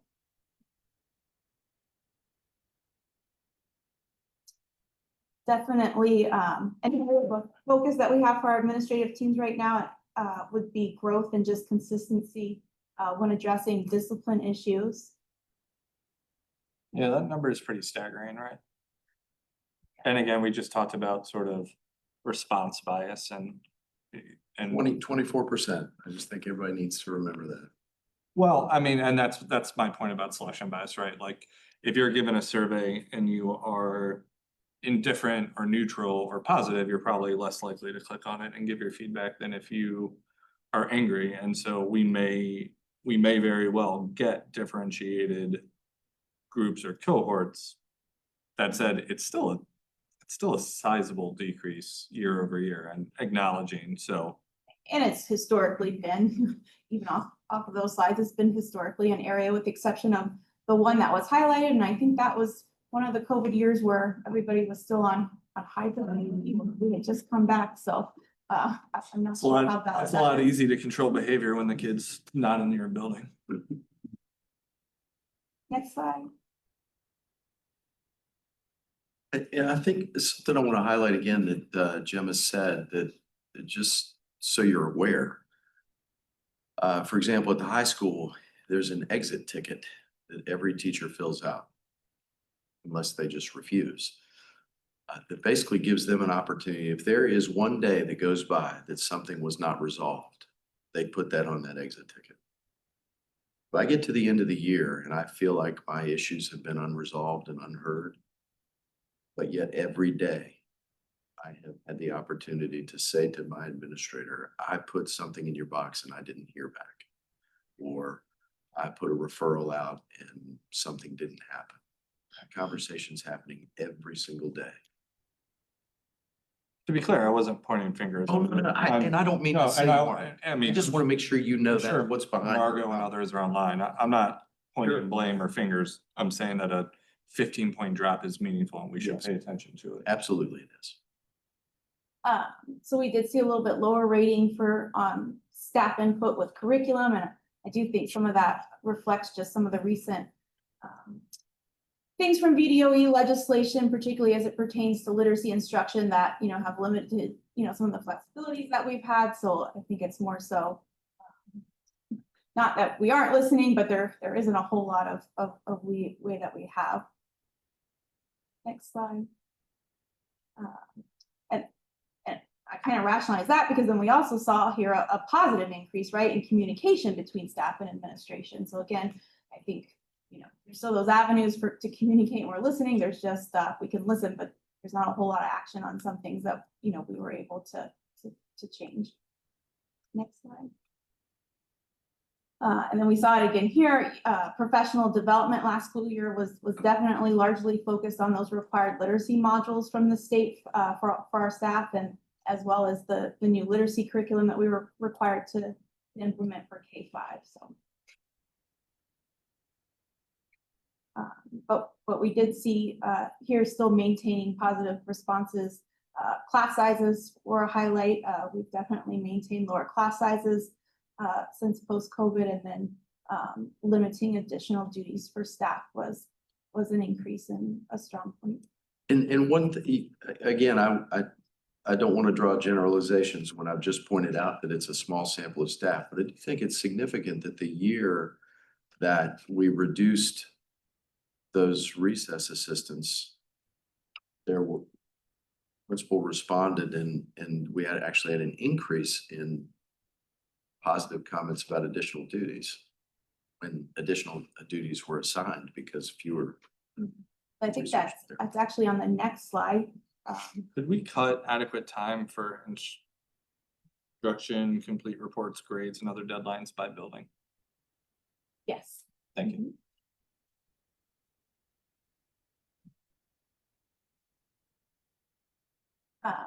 So what Dr. Getz was referring to, that 46%, I think, when we looked at information last spring, right, of support staff, whether it be IAs or reading different specialists, special education teachers, we definitely, relative to some neighboring divisions, do have lower numbers of those support staff, just in comparison. Slide. And then, although we'll point out, yes, thank you, that, about 90% of all those that responded to the survey were, satisfied, reported they were satisfied working for Fluvanna schools. That really is remarkable. The numbers that we get from climate and culture, I think just about every board member here has indicated at some point, I don't know why they do it, but we have amazing staff who continue to come back year after year, despite the fact that we're unable to pay them and reward them in the ways that other divisions can. And to see these numbers is pretty staggering. Feedback for these for superintendent's office was pretty similar to the year before. Next slide. Continuing, there was an increase in responsiveness, although a decrease in visibility as it relates to the superintendent's office. One of the comments that came in here, and I share this, I actually mentioned this, I think, to Mrs. Grasser. The problem I see with this, and there is, when you have historical data, you know, you start changing questions, then you lose that longitudinal, but there are a lot of people, if I was a staff member filling this out, am I talking about Pete Kretz? Or am I talking about any of the 12 people that are part of the superintendent's office and the school board office? I almost would, I'm not trying to single myself out, but just as I try to use this data to improve, I would almost rather the staff be able to, I don't want them to single out staff members, but I'd like to know, am I visible? Is our staff visible? Are we, I wouldn't even know how to respond to this as a teacher. Can you deduce this? Can you deduce any of that from the open ends or the verbatims in the like short term? Some, yeah, So some. do you not in future waves add a separate question, just add a question that says the superintendent is visible in my building and at school events, activities, and then just leave this question unchanged, so it's clear that you could. belong there and Could. the other 11 belong in this question. I think, like the first one, the personnel in the superintendent's office facilitate discussions with staff. If there are 3 of us and one of us is miserable at that, the other one is an expert at that, how do I answer that question? I'm just pointing it out. I mean, I'm a survey professional Yeah, and happy to chat about methodology to get at what you want without breaking trend as needed. That's literally what I do for a living. thank you. And then responses relating to the school board, again, roughly the same as last year, and a focus, again, I think on his.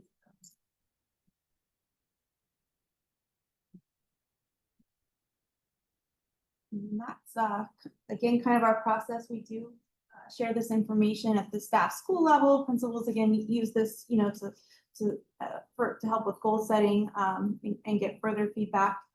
Their annual plans, and like I said, we are trying to leverage those weekly feedbacks at the school level, and are considering maybe doing something like this but quarterly, and see if maybe I'd encourage you to think about a shorter version of this, maybe focusing on whether or not things broadly have gotten better or worse by comparison to the last time they took the survey. More of like a pulse check, and then keep your annual as robust as you can. I think people will participate more in the more frequent pace if it's 5 questions instead of 25 scales or whatever. Yeah. Will you all redact verbatims and then share them with us? Absolutely. All right. 6th grade enhancing math vocabulary study. so this is almost the same exact study that Carriesbrook participated in last year, in conjunction with the UVA School of Education. The main difference for what we're hoping to bring to the middle school is the age of the student. They're wanting to get more feedback from students about, you know, last year we got feedback from teachers of how it went. This year they kind of want to hear from middle school students of where the support's helpful. So you click on, so that is the student survey from the study, and it basically just is asking students, you know, the resources that we're using, basically, are they helpful? Did you like them? And a couple of questions. And then on the other attachment is a copy of the letter that we would send to parents, just so that they're very aware of, you know, what UVA's role is, what our teachers and students' roles would be, and then the survey and, you know, asking students for feedback. We would want parents to give permission. First review tonight, and then if I can answer any questions or bring back more information, I'm happy to do so. And for approval next month. Questions? So will the students take it in the classroom? Or Yes, yeah, so everything is, so last year it's very similar. So professional development, some lesson planning, curriculum planning support with UVA and our teachers. Really, the student part comes in where that survey where some of the resources that students would be using, again, provided by the teacher. The study wants to get feedback from students of whether or not they found it helpful.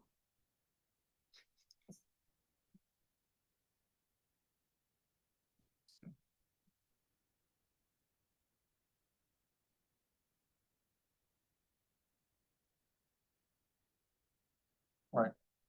Moving on to the update for the operations department, Mr. Strickland.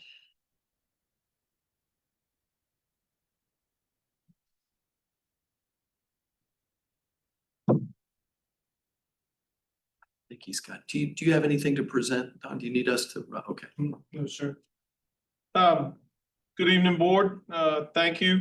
Wanted to share something with you with regards to our Strategics initiative. I'd like to thank the school board and the board of supervisors for using funds and you can press it, it's not active, but those are our safety alerts.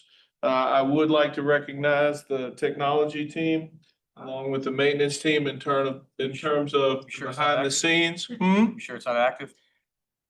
Cause I got. We also don't have a gateway here, so Yeah, you're got a good. green light going Yeah, yeah. So, but we have been in this project for about 2 months now, with regards to the install. Responders, administrators, counseling teams, they did, training prior to the teachers. And then all staff has been trained. There's also a follow-up course that can be done that we're going to be using with our substitutes. And as we bring in substitutes and we bring in new staff, we'll continue that training. 2 types of alerts, safety alert, staff alert, allow staff to press the badge and admin nurse can go to that scene. Doesn't necessarily supersede any of our workflows that we currently have. Intercoms, phones, radios. It's a supplement, okay? And our teams are getting together and making sure that everybody is using them in the appropriate fashion. There is a campus-wide alert. Campus-wide alert is a lockdown, and basically we have worked with the sheriff's office and dispatch. We are connected directly into it. When that happens, they're going to be on the scene. Let's put it that way. So every staff member has one, and very happy about the initiative. So wanted to give you a little kind of hands-on with that. Also, we have several projects. You'll be getting an updated 27 to 31 5-year plan for the CIP. We did receive funding for several projects that we requested. That we have already ordered buses that should be here by the end of August. They were on the lot, so they're not builds, which is good, at least 2 of the 3. And then we have several other projects that we are starting as well. You'll be getting an updated CIP very soon. Also, crisis management time, crisis management plan. We're going to do something a little different this year. I am going to share that with you by email so that you can review. I'll have security on it. And then we can, this is a follow-up from the school safety audits, the school safety checklist. And now we have to certify that we have our crisis management plan. But excited about all the upcoming and great first 2 days. So excited. Any questions regarding or revolving around operations or schools or departments? I know that you had articulated in the down the hill related to having another locker room or building at the field. Is that part of your 27 to 31? It is. What year is it slated? Is It was slated for this past year, but then we'll move it down. So it's going to be requested this year as well. This year is a pretty large number with that. That's a 2.75 million project. sizable? It is. There'll also be a technology upgrade that we'll need that is at $1 million as well.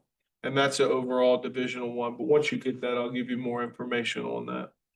One of these Fridays when we're at the high school, I'd like to pick your brain, so I am fully informed, come CIP time, and Sure, if we're gonna advocate for it, I need to be absolutely, 100% convinced. absolutely. I'll We need to include, spend the I'll money on include you that. in on that. Absolutely. And I'm not saying that I doubt the veracity of the need or any of that. I just, you gotta compel me in order for me to compel them. Mhm. And I'm not sure I'm compelled yet, but I'm Yes, sir. hoping. Yes, sir. How many of our buses still don't have AC? We should be narrowing that pretty close, right? I want to say less than 15. Buses are gonna be, the ask this year is gonna be a little, is gonna be increased. There were several years, 2 years where we didn't receive any buses. And we have, right now, I believe there are 13 buses between 1999 and 2008. So you're really floating on that 15-year, 20-year span. Now, 6 of them are spares, but what most people don't understand is those spares are crucial. Okay, because when we do our updates on the buses, those spares need to take the place of the bus that's getting worked on. And it just, it's the behind the scenes things that a lot of people don't understand, but when a bus is late, they understand.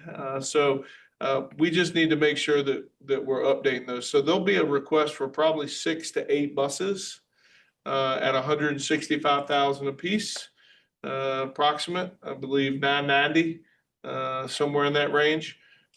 So it's going to be a little more. But I think if we continue to do it each year, and the Board of Supervisors has been very open and flexible to that idea and that vision. If we do it every year, then we won't get into this cycle where we have to ask for 8 or 12. The other part of the real world is sometimes buses go 250, sometimes they go 175. And that's just the way that it works, and there's no warranty on them after that point. So that's just like owning a car or a truck. Our bus garage guys, Mr. Wagner and the team down there are wonderful. I wouldn't trade them for any group in the world, and they take care of our buses, but they're gonna be increased numbers on that. I want Derek. Do we have total? Sir, How many buses do we have total? I would say on the 67, 68 range. That might be at 75, we might be at 75, 78, but 67 routes, how that works. Can you make sure that as we have conversations with the supervisors, can you provide us as a board with with a replacement schedule that gets us to that point? Where if we have 67 buses and we have a 15-year replacement cycle, because we believe that that is the right length of time at which we need to replace them, then we should only need 4 or 5 buses a year. How can we get there? And Correct, and typically we like to, I believe the standard's 15 years, but the reality is 15 to 20. But again, it depends. We could have 4 buses go down. I totally get it. Yeah. I guess my argument is, Mhm. let's assume a 15-year and that the like error / noise of a bus going, breaking before that period is accounted for, and that's the difference between an average 15 or 20. Sure. Like, how can we get to the 4 this year, 5 next year, 4 the next year, 5, if it's 4.5 that we need on an average basis? Like, how can we get there, and how long will it take to get there? I think one of the things that we hear from the supervisors, and to be fair, I love an even cash flow month over month. Like, if I have the opportunity to spread out a payment without interest over 12 months, I'm doing it, because I don't like surprises. Right. I don't care. Like, I could pay my gas bill, but I would rather pay the same amount every month. I just do. And the supervisors and the taxpayers deserve certainty too. So like, to the extent that we can land this and get over these humps here and smooth it out, I think we're gonna hear a lot less no's and be a lot more predictable. Absolutely.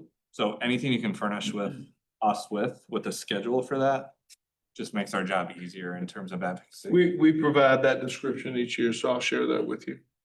I know Mike's gonna ask, I know Chris is gonna ask, like, I've been down there enough to know what questions, so. Mike might want serial numbers, age, mileage, et cetera, so whatever information you can provide. We've got that. If we want to get that far into the weeds, that might be a long meeting, but yes, we've got that as well. It's happened. Indeed. Any other questions regarding operations? Yeah, I'm gonna ask you, Mr. Striblin. Yes, sir. You say you have 3 new buses coming, maybe it'll be here by the end of August. What is the price of one new bus? 160.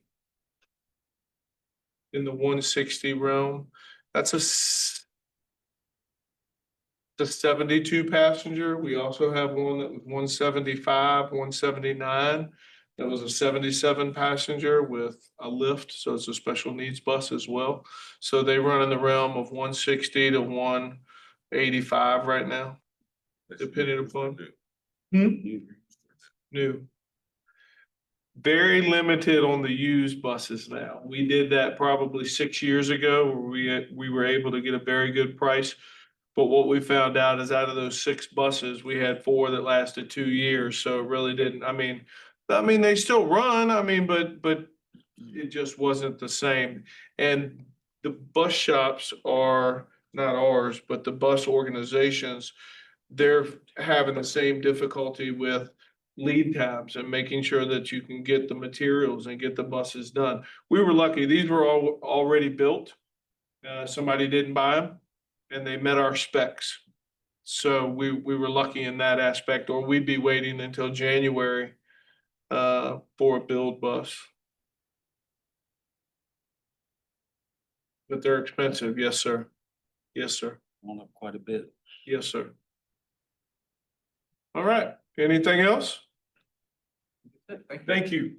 Before we jump into unfinished business, I forgot to mention at the beginning of the public hearing that we had 4 applicants for the Fort Union District School Board seat, the interim seat, and that the letter of intent and the names of the applicants will be publicly available here, just like the textbooks are.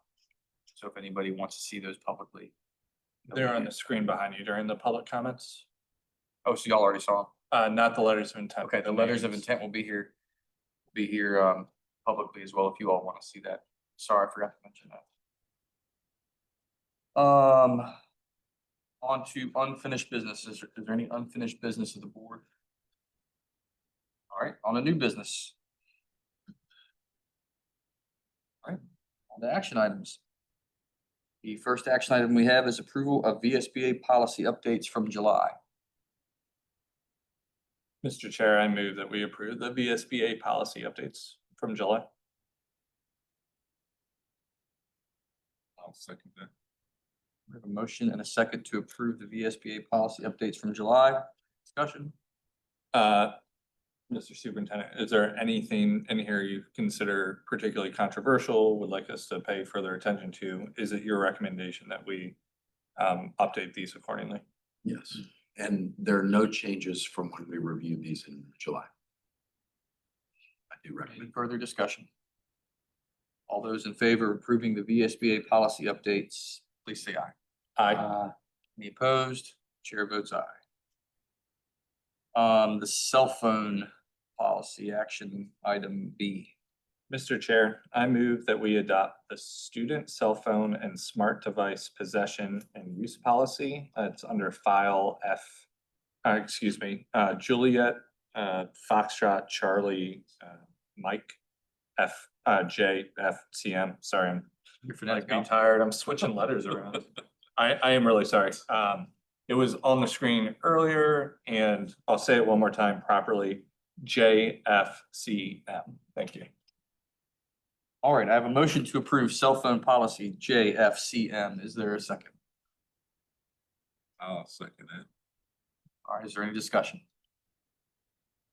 This is 100% I'll hold my nose and follow the law. I am not in spirit aligned with this. I do believe that students should be able to use their cell phones during lunch and in the hallway, as long as it's not a distraction. I think that parents should have access to their students, especially in the case of emergencies, planning for after-school activities, et cetera. I do feel as though my hands are tied. In our history on this board, you could watch every hour of board meetings. I have advocated for doing the least possible related to policies to stay within legal compliance. But I have not advocated to break the law or to not be in compliance with the law. And so I am compelled that we should pass this because we are not in legal compliance. But I can tell you it's not a full-throated yes. Any more discussion? Charles, anything? No, okay. I think everybody knows my opinion, so I don't have anything else to say. I will say one more thing. It's funny, I had to go political with it, but it's funny that conservatives will target the, we talk about the firearms. It's not the firearm, it's the behavior. But now all of a sudden it's the item, not the behavior. I just find it hard to wrap my head around. You know what I mean? Like the irony of it. I understand your argument. I thought it was gonna be a criticism of my position. no, I no. didn't have a second to process it. No, I I just think it's apologize. like, it's no secret, I'm a conservative, but I just have a hard time processing it because it's like, man, we spent all of our time arguing that it's the behavior, not the item, and now all of a sudden it's the item, not the behavior. I have argued before and will still that if we are, That's just- if this bill is intended to improve social emotional health and to stop bullying and to get kids off social media, et cetera, that it is ill targeted at schools. And I agree with you, there's in some households, a lack of parent responsibility related to cell phones. This is something that is under the purview of the government and could have consequences through funding, so maybe it's low-hanging fruit. But certainly this is not the way that I would go about achieving those missions.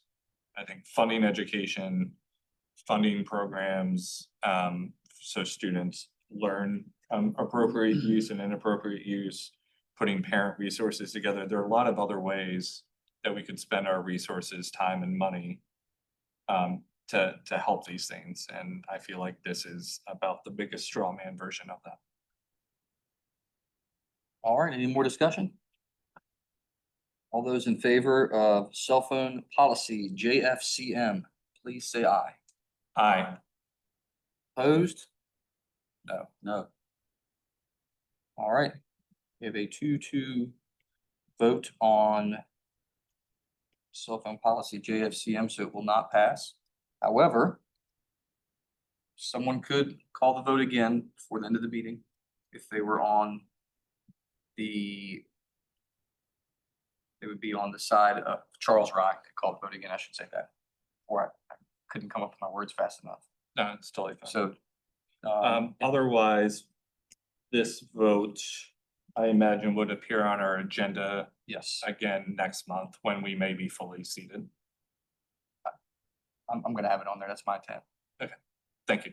But again, before we finish the meeting, if someone, Charles, I couldn't do it as a chair. I guess I could pass the gavel to Andre. If someone wanted to bring it back up for the meeting, they could call. it. I won't. All right. I think we're also sufficiently informal, but you have your own code as it relates to gavel, and so be it. All right. Moving on to public comments. Our second round of public comments, the expectations are the same as the first round, and the 3 minutes will be on the monitors. And if anybody's wishing to speak, they can come forward.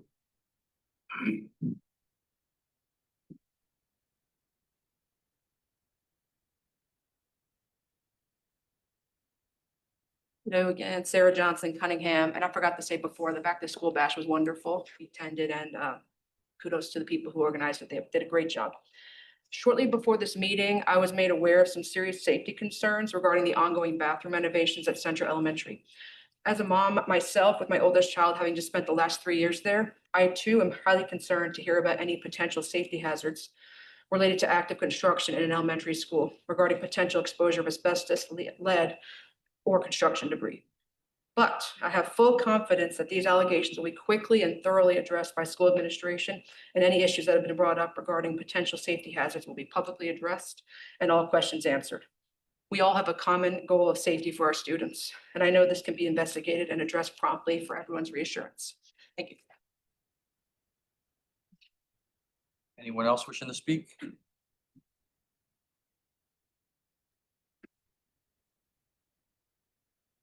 Anyone else?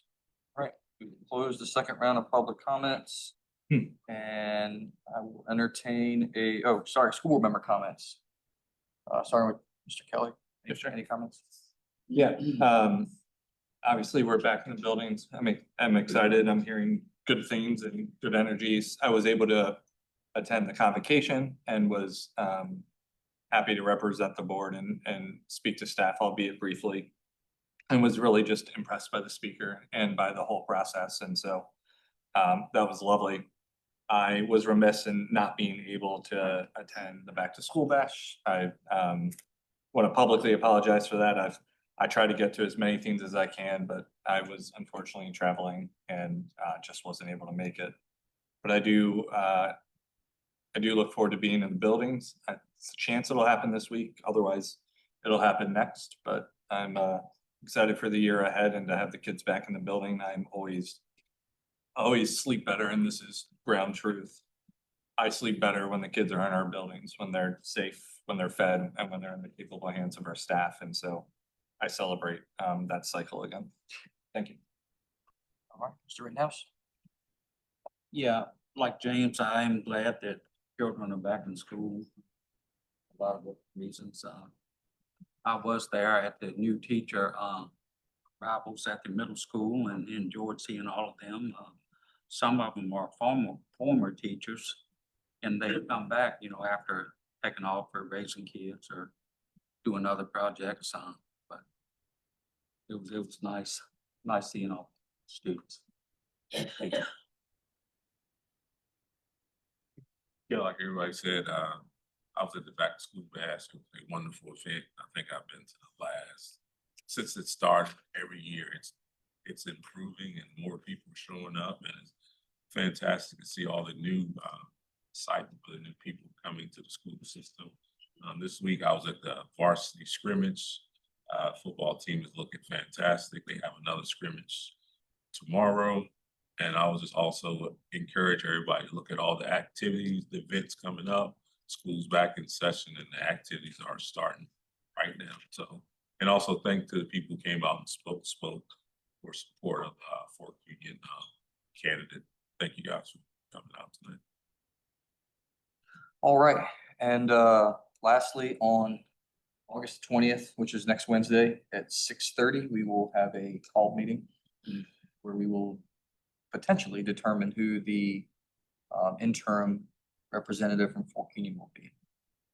So 6:30 PM here, and Is it a fair assessment for people in terms of planning their evening that because discussion about candidates happens in closed doors, that this would be a potentially brief public meeting? it's up to y'all. I don't know. I have not discussed this with any other board member, to be honest, so I don't know. No, that's useful.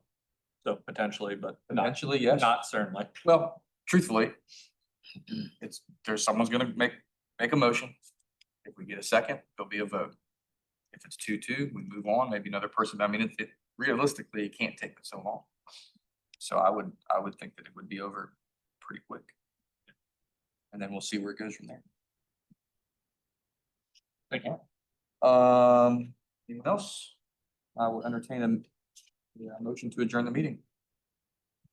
I'll make that motion to adjourn. Second that. I have a motion and a second to adjourn. All those in favor, please say aye. Aye. Aye. Any opposed? Chair votes aye. We're adjourned. Thank you all.